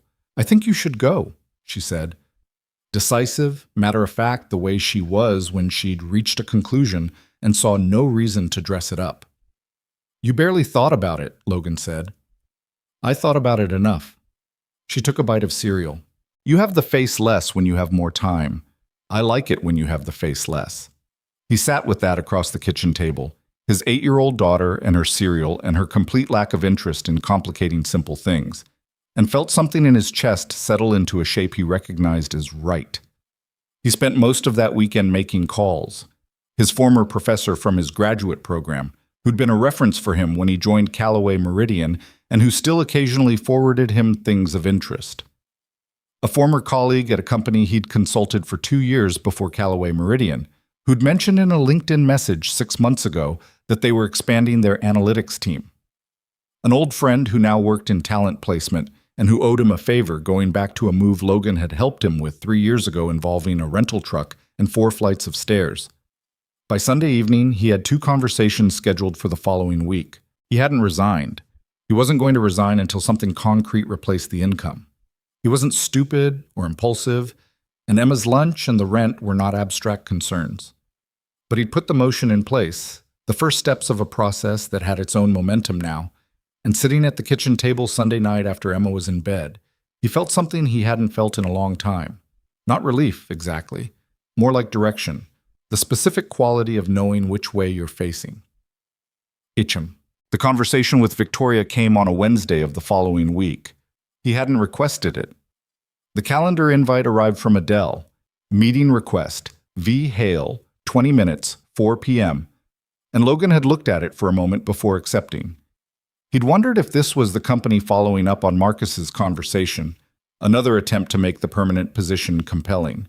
He'd prepared himself for that. Or something like it. He wasn't prepared for what it actually was. Victoria's office had the same lived-in quality as before, papers on the desk, the whiteboard with handwriting that had changed since his last visit, but was still too distant to read, the 2 mismatched chairs. She was at her desk when he came in, and she came around the desk to the chairs the way she had last time, which he'd decided was definitely deliberate, a small architectural choice she made about where power sat in a conversation. She looked better rested than she had 3 weeks ago. Whatever she'd been carrying through the investigation had redistributed itself somehow. "How are you doing?" she said. No preamble. "Honestly? Please. I'm tired in a way that's going to take a while to work through, but it's the right kind of tired." He considered. Like after a hard week where the work actually meant something. She nodded. "Marcus talked to you?" "Last week. He told me what you said, about visibility." She held his gaze. "He also told me you asked for time to think about it." "I did." "And?"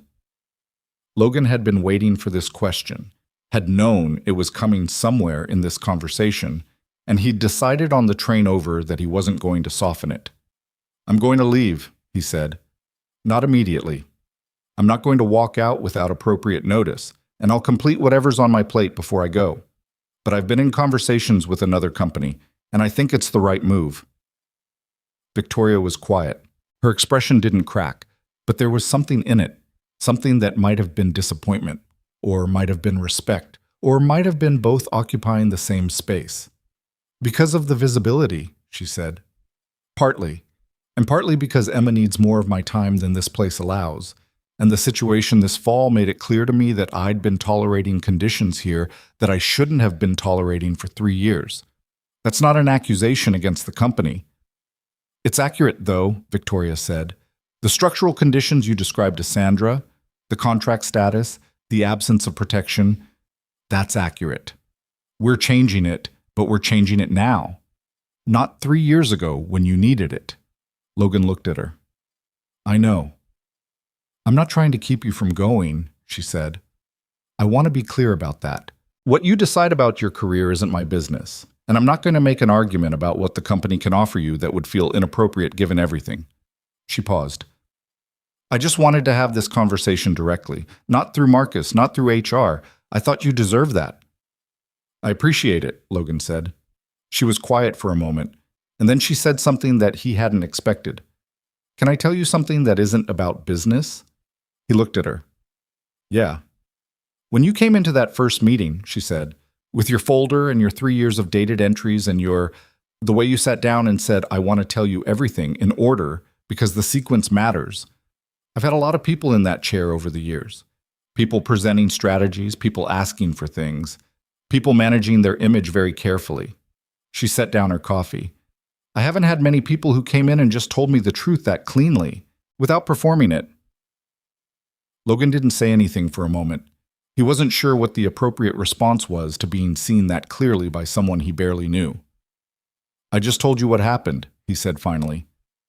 That's exactly what I mean, she said. He looked at her.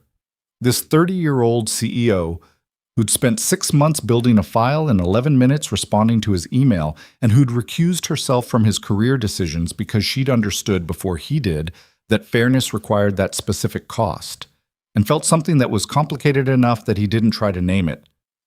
What happens here now? He asked. For the people who stayed, we're rewriting the contractor policy. Every contractor in this building gets the same formal grievance access as permanent employees, and we're putting an outside ombudsman in place so that reporting doesn't run through the company's own chain. We're also restructuring Marcus's division to add a conduct review layer that sits outside HR. She said it plainly, without triumphalism. It doesn't fix 3 years, but it changes what 3 years from now looks like. You'll actually do it, Logan said. Not a question. I'll actually do it, she said. I'm not good at saying I'm going to do something and then not doing it. He believed her. He'd believed her from the first meeting, really, once she'd started talking. Not because he was credulous, but because she had the specific quality of someone who'd decided the truth was less expensive than the alternative, which was rarer than it should have been. He left 20 minutes later, riding the elevator down with the strange, compound feeling of things ending that you'd expected to feel worse about. His resignation letter was already drafted on his personal laptop. Professional, specific, appropriately grateful for the parts that were true. He'd give proper notice. He'd hand off his projects cleanly because that was who he was, and because the people in the bullpen hadn't done anything wrong. And then he'd go. His last day at Callaway Meridian was a Friday in late November. He'd spent the last 2 weeks handing off projects, writing documentation that was more thorough than strictly required because he couldn't stop himself, explaining his methodology on the Q4 model to the junior analyst who was picking it up. He'd declined the small farewell lunch that Carson had offered to organize, not out of hostility, just because a farewell lunch was a social performance he didn't have the energy for, and Carson had accepted this without pressing. Priya appeared at his desk at 4:30. She was wearing a sweater he hadn't seen before, dark red, and she looked like she'd thought about what she was going to say and then arrived at the desk and was now not sure where to put it. I hope the new place is better, she said. I think it will be. Because of the structure or because of the people? Both, probably. He looked at her. You should document things, keep a folder. Not because this place is the same as it was. I think it's actually going to change, but because documentation is something you should always have, regardless. Priya nodded, slowly, with the look of someone accepting advice they already knew and needed to hear anyway. I'll miss the quiet company, she said, which he understood to mean the specific kind of company he'd provided, present without demanding, nearby without intruding. You barely talked to me for 2 years, he said. I know, she said. That was the good part. He laughed. Short, genuine, the kind that surprised him. She smiled briefly, which was unusual on her, and went back to her desk. He finished packing up at 5:15. His desk was clean. His badge would be deactivated Monday morning, and his access to the company's systems would follow. He picked up the only personal items he kept at the desk. Emma's most recent drawing, which was of what she'd described as a penguin trying to understand calculus, and which had been taped to the bottom of his monitor for 3 weeks, and put it in his bag. He walked through the bullpen. He said goodbye to the 2 people he said things to every day, and a few others he'd worked beside in the way you worked beside people in open offices, in close proximity and occasional proximity only, over years. He took the elevator down. In the lobby he stopped and stood for a moment in the large open space, the revolving doors ahead of him, the building noise around him, the end-of-Friday afternoon energy of people leaving and going somewhere else. He'd walked through this lobby twice a day for 3 years. He'd been invisible in it, the way people are invisible in spaces they pass through rather than inhabit. He walked through the revolving door. Outside, the late November air was sharp and clean, the kind of cold that woke you up without being unkind about it. He stood on the sidewalk and shifted the strap of his bag on his shoulder and looked up the street in the direction of the train station, and then he started walking. Emma's school let out at 3:30, which meant she'd been home with Mrs. Callahan for almost 2 hours, which meant there had been snacks and homework and at least one strong opinion about something delivered in the matter-of-fact way. Emma delivered strong opinions. He'd be there by 6. He'd make dinner. Something good. Something that took time. Because he had time now, and the idea of cooking without watching the clock was still new enough to feel like something. He walked 4 blocks through the early dark November evening, other people moving around him in the ordinary currents of the end of a week, the city making its usual noise, and thought about the word invisible. He'd chosen it once, had worn it like armor, had told himself it was practical, and maybe it had been, for a while. And maybe it had also been the thing that let Brandon Cross's behavior go unchecked for 3 years, because an invisible person doesn't make a target, but also doesn't make a witness. He wasn't going to be invisible at the new company. Not because he intended to be loud or prominent, but because he understood now that invisibility was a choice you could make for yourself but couldn't control the consequences of. That the space you refused to occupy didn't stay empty, it just got filled by something else. He turned into the train station and went down the stairs and stood on the platform with his bag on his shoulder, waiting for the train, the underground air moving around him with the particular smell of public transit and city and the end of things. The train arrived. He got on. He found a space near the door and held the overhead bar and let the car carry him home. The new company was called Harlan Analytics, and it occupied the 4th and 5th floors of a building on the west side of downtown that smelled like old brick and coffee and the particular kind of ambition that hadn't yet calcified into politics. Logan started on a Monday in early December, which meant the city was already doing its winter thing. The lights strung between buildings, the breath cloud air, the way everyone walked slightly faster because the cold made standing still a commitment. He wore his good jacket and took the train and arrived 7 minutes early, which was who he was, and stood in the lobby for a moment before going up, not from nerves exactly, but from the specific quality of attention that comes with starting something after ending something else. The team was 23 people. Not 200, not the anonymous square footage of Callaway Meridian's analytics division, but 23 people in 2 connected open rooms with the kind of natural light that made actual work feel possible.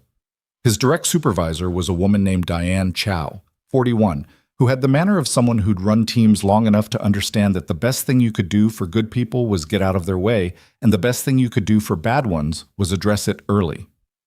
She shook his hand on his first day and said, "I've heard your work is thorough, and your documentation is meticulous, which we need more of around here, so welcome." He didn't know who she'd heard that from. He didn't ask. The work itself was familiar. Projection modeling, variance analysis. The same underlying mathematics he'd been doing at Callaway Meridian, applied to a different industry vertical and with slightly different tooling that he was up to speed on by Wednesday. He wasn't the most senior person in the room and wasn't trying to be, which felt right.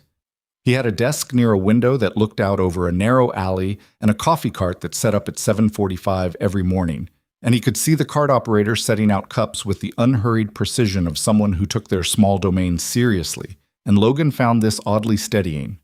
He left at 5:30 most evenings.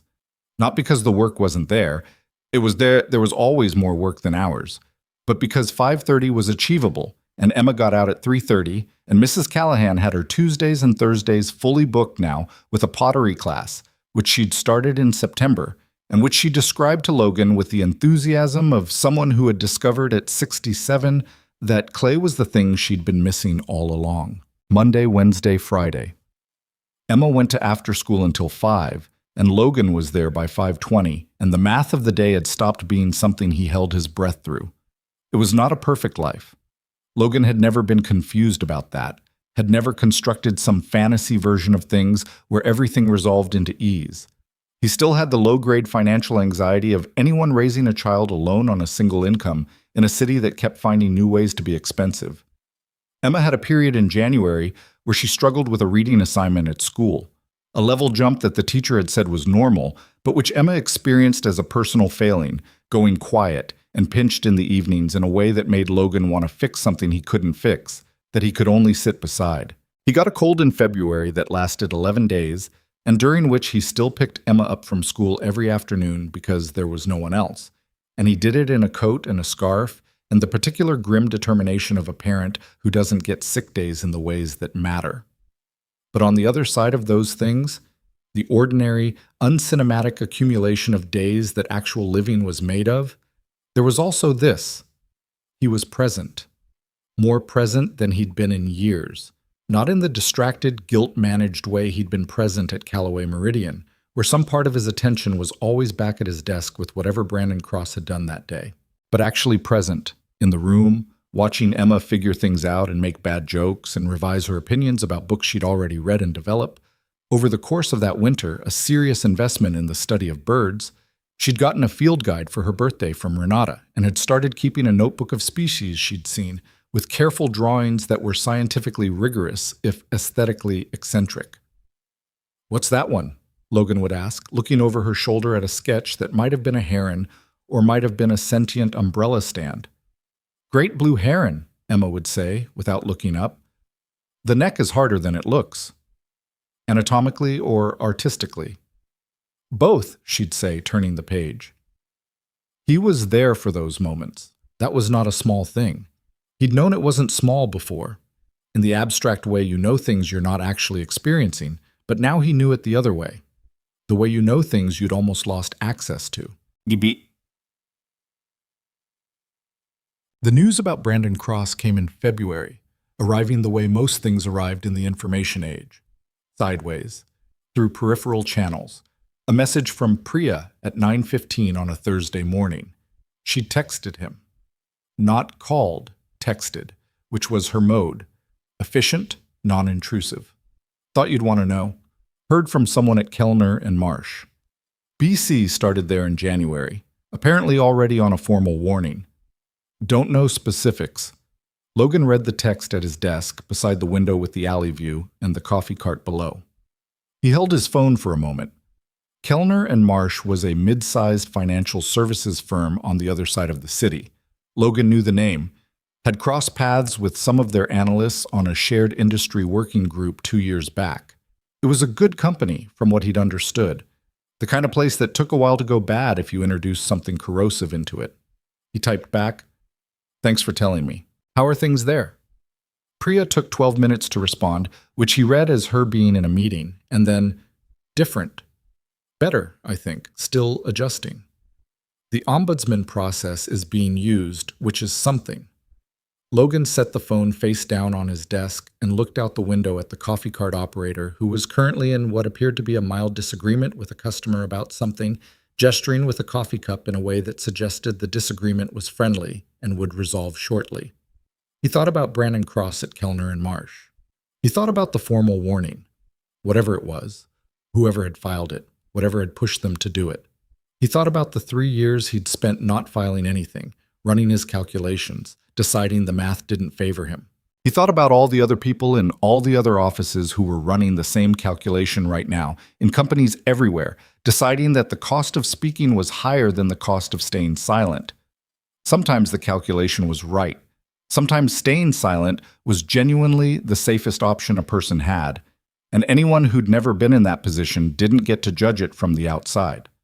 Logan had made his calculation with the information he had and the constraints he had, and he wasn't going to revise it into a failure in retrospect.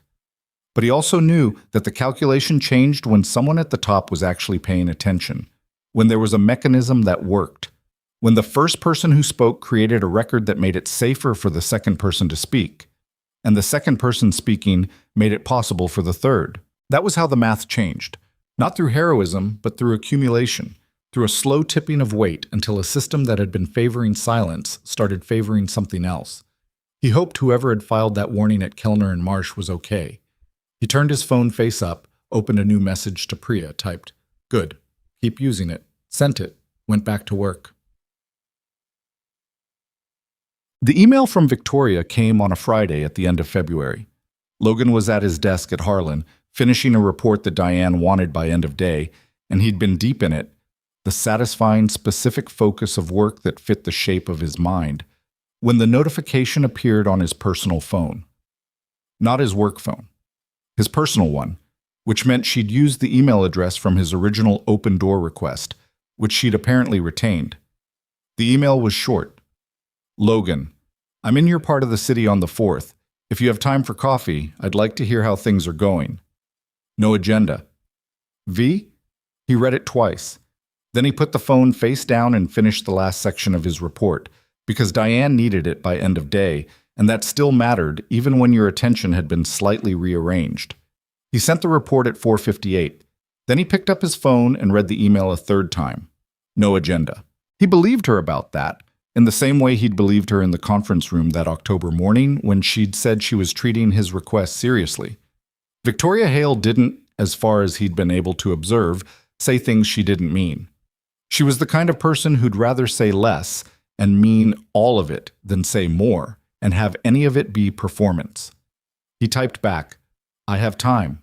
What time were you thinking?" She responded in 4 minutes, 10 a.m.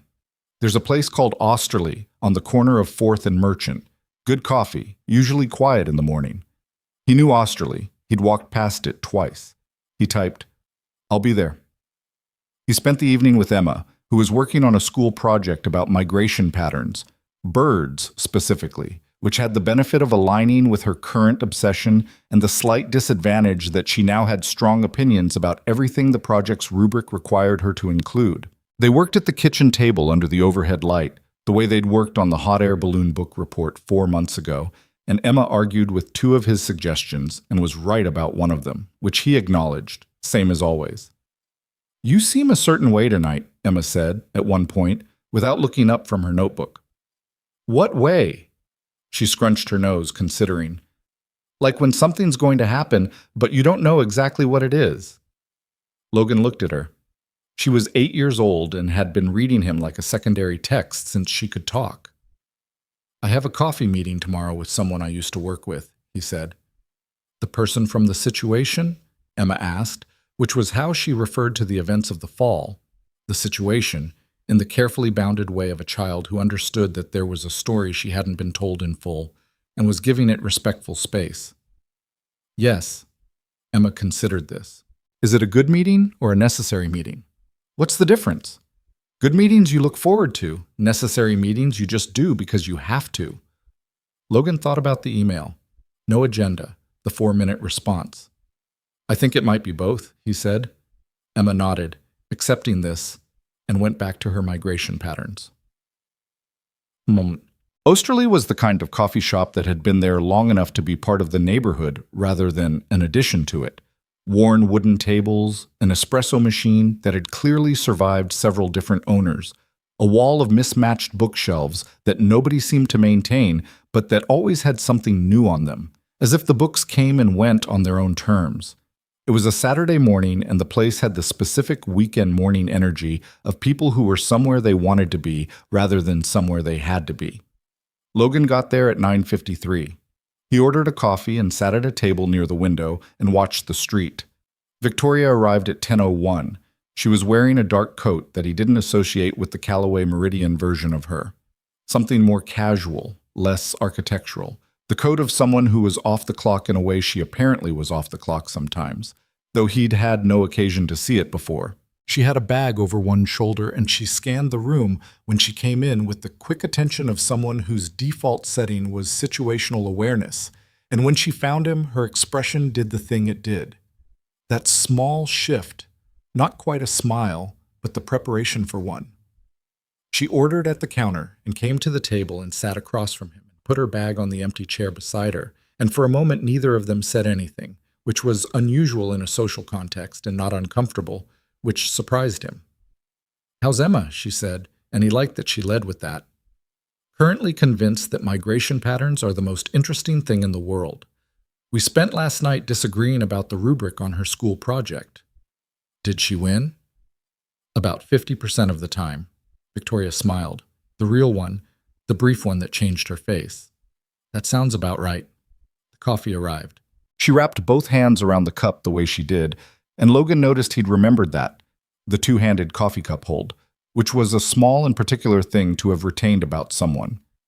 "How's the new place?" she said. "Harlan? Good. The work is good. The people are decent in the way that mostly goes unremarked, which I've come to understand is actually a high standard." He looked at her. "I leave at 5:30 most days. Emma is not complaining." "What are you working on?" He told her. The projection modeling, the variance work, The industry vertical that was different enough from Callaway Meridian's to keep the methodology interesting.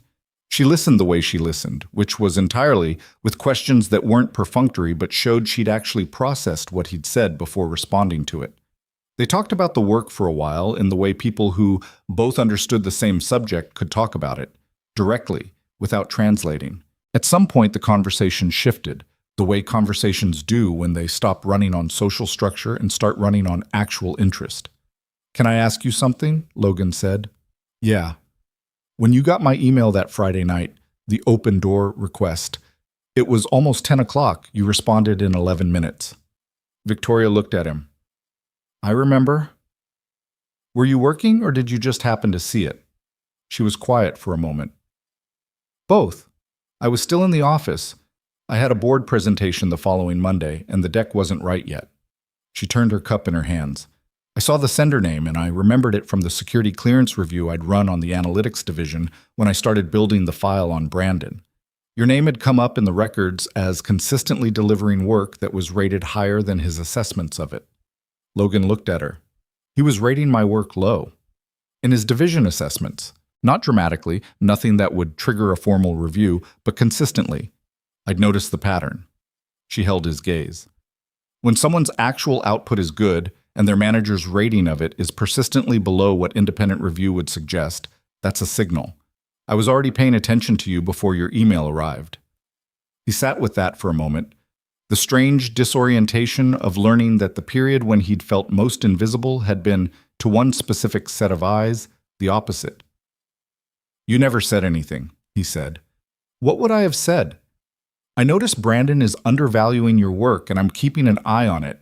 To a contractor I'd never directly spoken to, that would have created its own problems." She looked out the window briefly. "I was operating with imperfect information and imperfect options, same as you were. I just had different levers. Did it matter, in the end, that you'd been watching?" "It mattered that I already trusted your credibility before you walked in," she said simply.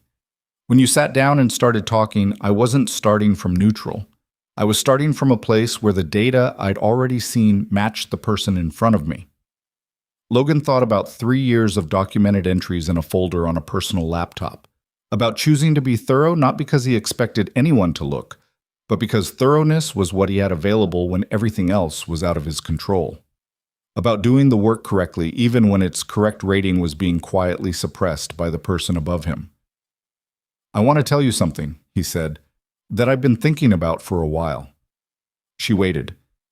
"There's a version of this story where I don't send that email," he said, "where I do the same calculation I'd been doing for 3 years and decide the math still doesn't favor me. And I go home and pack Emma's lunch and keep my head down and let Brandon's preemptive complaint define the record." He looked at her steadily. "I came close to that version, multiple times, right up until I sent it. What changed it? A few things. The recording, which removed the option of silence being safe. My sister, who told me Emma needed me to be present in more ways than financially." He paused.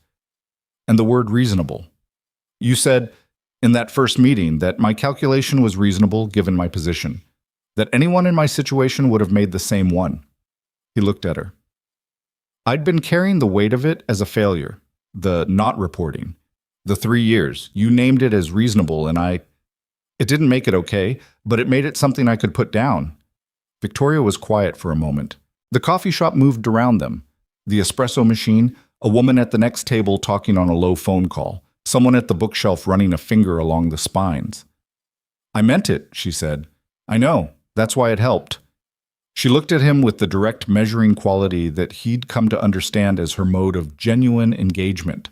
Not performance, not professional maintenance, but actual attention. "Can I tell you what I've been thinking about?" she said. "Yeah. I've been building these new policies at Callaway, the ombudsman structure, the contractor grievance access, the revised conduct review process. We rolled most of it out in January. I've been in a lot of meetings about implementation and training and communication strategy." She paused. "And every time someone asks me why now, why these specific changes, why this specific structure, I tell them it's because the investigation revealed gaps in our existing framework. Which is true. It's also not the whole truth." "What's the whole truth?" The whole truth is that a contractor who had every reason to stay silent came into my office with a folder and 3 years of dated entries and told me the truth in order, and the only reason he came at all was that he'd run out of options that involved staying silent. She held his gaze. I didn't create a system where the right thing was easy to do. I created a system where someone did the right thing in spite of it being hard, and the outcome happened to be okay, and I got the credit for responding well. She looked down at her cup. That's a different thing than having gotten it right in the first place. Logan looked at her for a long moment. He thought about what it cost to say that, about the specific discipline of a person who could sit with the gap between what they'd done and what they should have done and name it without excusing it. You're changing it now, he said. I'm changing it now, which is better than not changing it, and not the same as having had it right. She looked up. I just wanted to say that directly to you, not in an official context, just, I know what it cost you to do what you did, and I know that the system that was supposed to make that unnecessary had failed, and I'm sorry for the 3 years of it. He didn't say it was fine, because it hadn't been fine, because she deserved honesty in return for hers. He didn't say she should have done it sooner, because she knew that already, and saying it would have been cruelty dressed as honesty. He said, I appreciate you saying it directly. She nodded. They sat with that for a moment, the specific quality of two people who'd chosen to be honest with each other in a context where they didn't have to be, and who were both aware that this was rarer than it should be. What are you doing for the rest of this Saturday? Victoria said, which was a turn he hadn't anticipated. Picking Emma up from her friend Calla's house at noon. This afternoon we're going to the nature center. She wants to add 3 more species to her bird notebook before the end of the month. Victoria looked at him with something in her expression he couldn't fully name. She sounds like a person who decides to do things and then does them. She is. I don't know where she gets it. Victoria's expression said she had some thoughts about that, but she didn't say them, which was a form of restraint that Logan recognized. I'd like to do this again sometime, she said. Coffee. No agenda. She looked at him steadily, giving the words the space to mean what they meant. If you're open to that. Logan held her gaze. He thought about the word navigate, the word Emma had used in the car on the way home from soccer practice, the word Logan had apparently told her at some point, and that she'd absorbed and used back to him with the confidence of someone who understood it better than she had any reason to. He thought about what it meant to navigate something versus surviving it. The difference between moving through difficulty as a means of getting to the other side and choosing at some point to actually be present in what came after. I'm open to that, he said. She nodded once, the same decisive nod she'd given in her office on the 22nd floor when he'd told her something she'd needed to hear, and picked up her coffee cup. They stayed another 40 minutes. They talked about the ombudsman rollout at Callaway, and about the specific methodology challenges Logan was working through at Harlan, and about Emma's bird notebook, which Victoria asked follow-up questions about with what appeared to be genuine interest, and about a book Victoria had read recently that Logan hadn't but noted down, and about what it was like to restructure a company's conduct architecture from the inside while also trying to do the rest of the job, which Victoria described with the dry precision of someone who'd been sleeping 6 hours a night since September. When they stood to leave, they stood at the same time, the natural end of a conversation that had found its own conclusion, and walked out together through the door into the February cold. On the sidewalk, they stood for a moment, the city doing its Saturday morning thing around them, and Victoria said, "Tell Emma good luck with the nature center." "I will," Logan said. She walked one way. He walked the other. He didn't analyze it on the walk back to the train. He'd made a habit, in the years of raising Emma alone, of not over-examining things that felt right, because over-examination had a way of turning what was simple into something complicated, and what was good into something conditional. He walked 4 blocks in the February air with his hands in his pockets, and thought about how the coffee had been good, and the conversation had been real, and how this specific Saturday morning felt different from the Saturday mornings that had come before it, and that difference was worth something even if he couldn't name it precisely. He picked Emma up at noon from Calla's house. She came out wearing her coat correctly buttoned, which was unusual and suggested she'd been recently reminded, and carrying her bird notebook and the field guide Renata had given her. "How was it?" Logan asked, in the car. "Good." Calla has a Finch. It's technically her dad's, but she's taken over the care of it, which I think makes it hers by labor. By labor, Logan repeated. Labor theory of ownership. We talked about it in social studies. He was quiet for a moment. How old are you? 8.5, Emma said. The half matters. He drove. Emma opened her field guide and began studying a page with the intensity she applied to research, running her finger along a column of text. At the nature center, they spent 2 hours walking the trails. It was cold enough that their breath showed, and warm enough that the cold was pleasant rather than punishing, the particular quality of a late winter day that hasn't decided yet whether it's ending or beginning. Emma had her notebook and a pencil, and she moved with the specific focused energy of someone on a mission, stopping when she saw something and going still in a way that was uncharacteristic of most 8-year-olds, but completely characteristic of Emma, who had a rare and powerful ability to be patient when patience was required. She added a white-throated sparrow to the notebook, a black-capped chickadee, which she already had but noted the date of the sighting with the rigor of a scientist, and at the edge of the pond near the west entrance, something she'd been specifically hoping for. That's a great blue heron, she said very quietly, and she was right. It was standing at the shallows with the preternatural stillness of something that knew it was waiting and had made peace with the wait, its neck in the specific S-curve she'd been trying to draw for weeks. Logan stood beside her and looked at it. The heron was extraordinarily still. The pond moved around it in small, wind-touched ripples, and the trees at the water's edge were bare and gray-brown against the winter sky, and Emma stood with her pencil poised over the notebook, taking it all in before she attempted the drawing, giving herself time to actually see it. The neck is harder than it looks, Logan said quietly. Emma smiled without taking her eyes off the heron. I know. I'm going to get it right this time. She drew it slowly and carefully, moving the pencil in short, deliberate strokes, looking up at the heron between each one. The heron did not move. It stood in the shallows with the patience of something that had been doing this long before either of them arrived and would be doing it long after they left. Logan watched his daughter draw. He thought about the fall, the conference room, Brandon's smile, the 11 people in their chairs, the folder on his personal laptop, the email he'd almost not sent. He thought about Victoria in the conference room that October morning, both hands on her coffee cup, listening to him tell her things in order because the sequence mattered. He thought about Priya's sideways communication and Renata's voice on the phone, and Mrs. Callahan's pottery class, and Emma asleep on top of her homework with a pencil still in her hand. He thought about what visibility cost and what invisibility cost, and how neither of them was free, and how the difference was that one of those costs you chose and the other got chosen for you. He'd chosen this.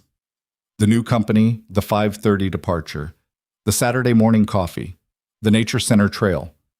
He'd walked out of a building and through a revolving door and onto a sidewalk, and he'd kept walking, not because everything ahead was clear, but because the alternative, staying in a place that had used his silence against him, had finally, after 3 years, become impossible. There was a lesson in that, or there were several, and he wasn't the kind of person who packaged them neatly because neat packaging was usually a sign that someone had smoothed off the parts that were still real. The real version was messier.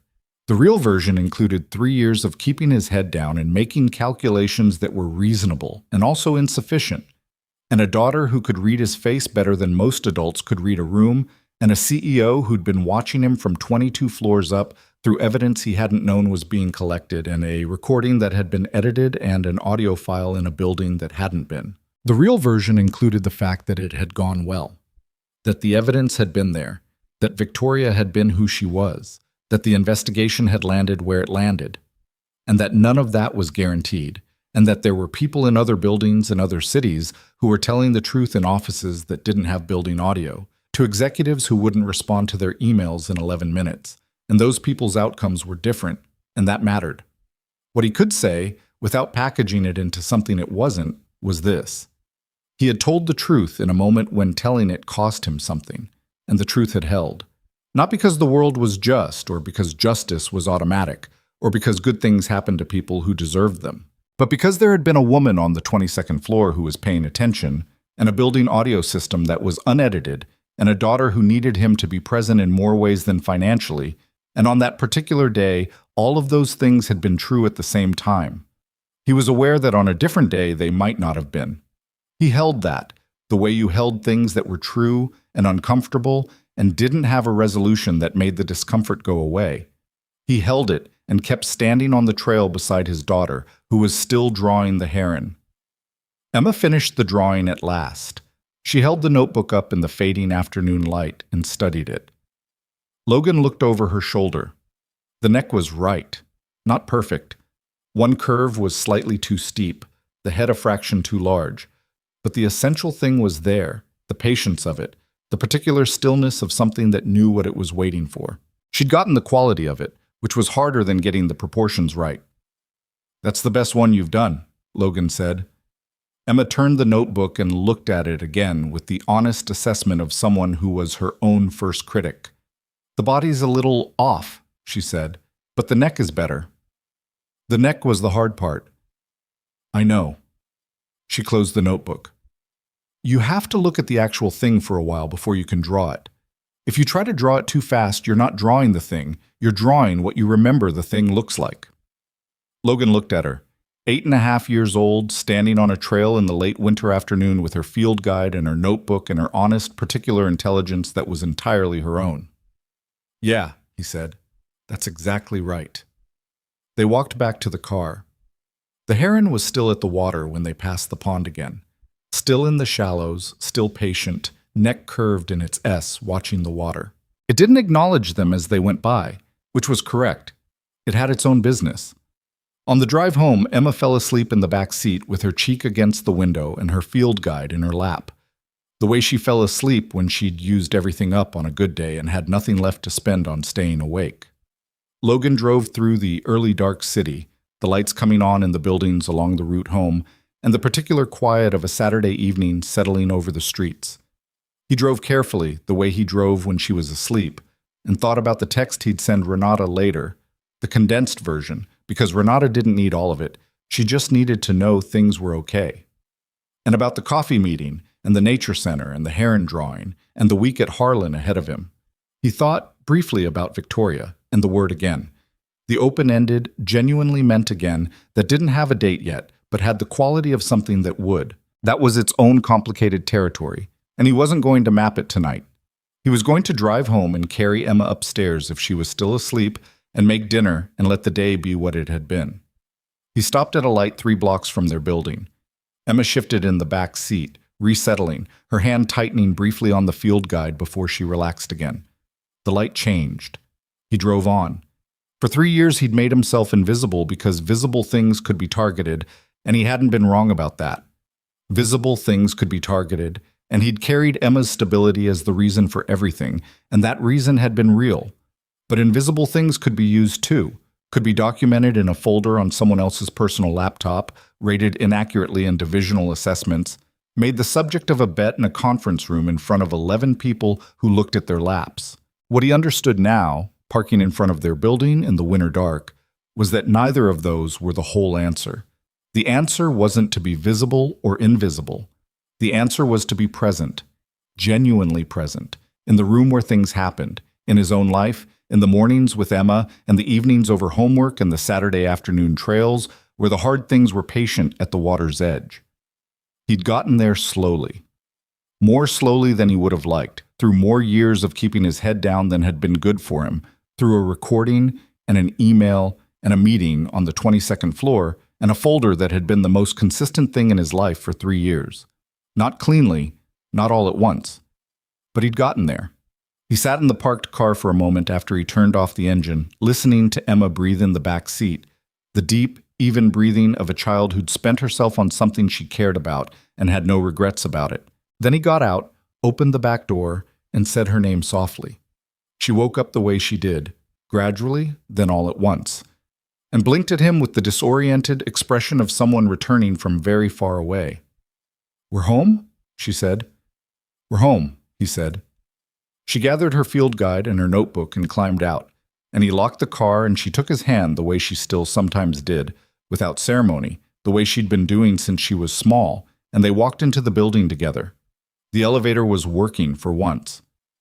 They rode up in companionable silence, Emma leaning against his arm, still halfway in sleep, Her field guide clutched against her chest like something worth protecting.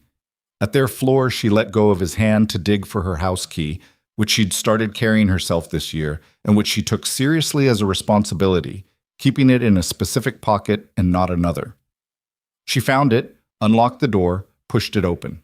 The apartment was warm and quiet, the way it was when you'd been somewhere cold for a while and came back. Logan hung up their coats. Emma went to the kitchen and poured herself a glass of water, which she drank standing at the counter with the field guide still under her arm. "I'm going to redraw the body tonight," she said. "The neck was right, but the body threw off the balance." "Okay," Logan said. "I need the proportions to match, or it won't look like a heron. It'll look like a tall bird having a bad day." He laughed. Full and genuine, the kind he didn't have to decide to have. Emma smiled into her water glass, pleased with herself. He started dinner. She sat at the kitchen table with her notebook and the field guide and worked on the body of the heron, her tongue at the corner of her mouth, the way it went when she was concentrating, the pencil moving in the careful, deliberate strokes she'd learned to use. Logan stood at the stove and watched the pan and listened to his daughter sketch the outline of a bird she'd stood very still to see, and thought about how far he was from the person who'd sat at this same kitchen table 3 years ago and opened a folder of grievances he didn't know if he'd ever use, and how that distance had been crossed one ordinary day at a time. He wasn't invisible anymore. He wasn't sure he was fully visible yet, in all the ways that meant something. But he was present, in the room, in the life, in the quiet, irreplaceable fact of a Saturday evening, in an apartment where dinner was on the stove, and his daughter was drawing, and the door was closed against the winter, and everything that needed to be resolved had been, and everything that was still becoming, and that was enough. That was, in fact, quite a lot.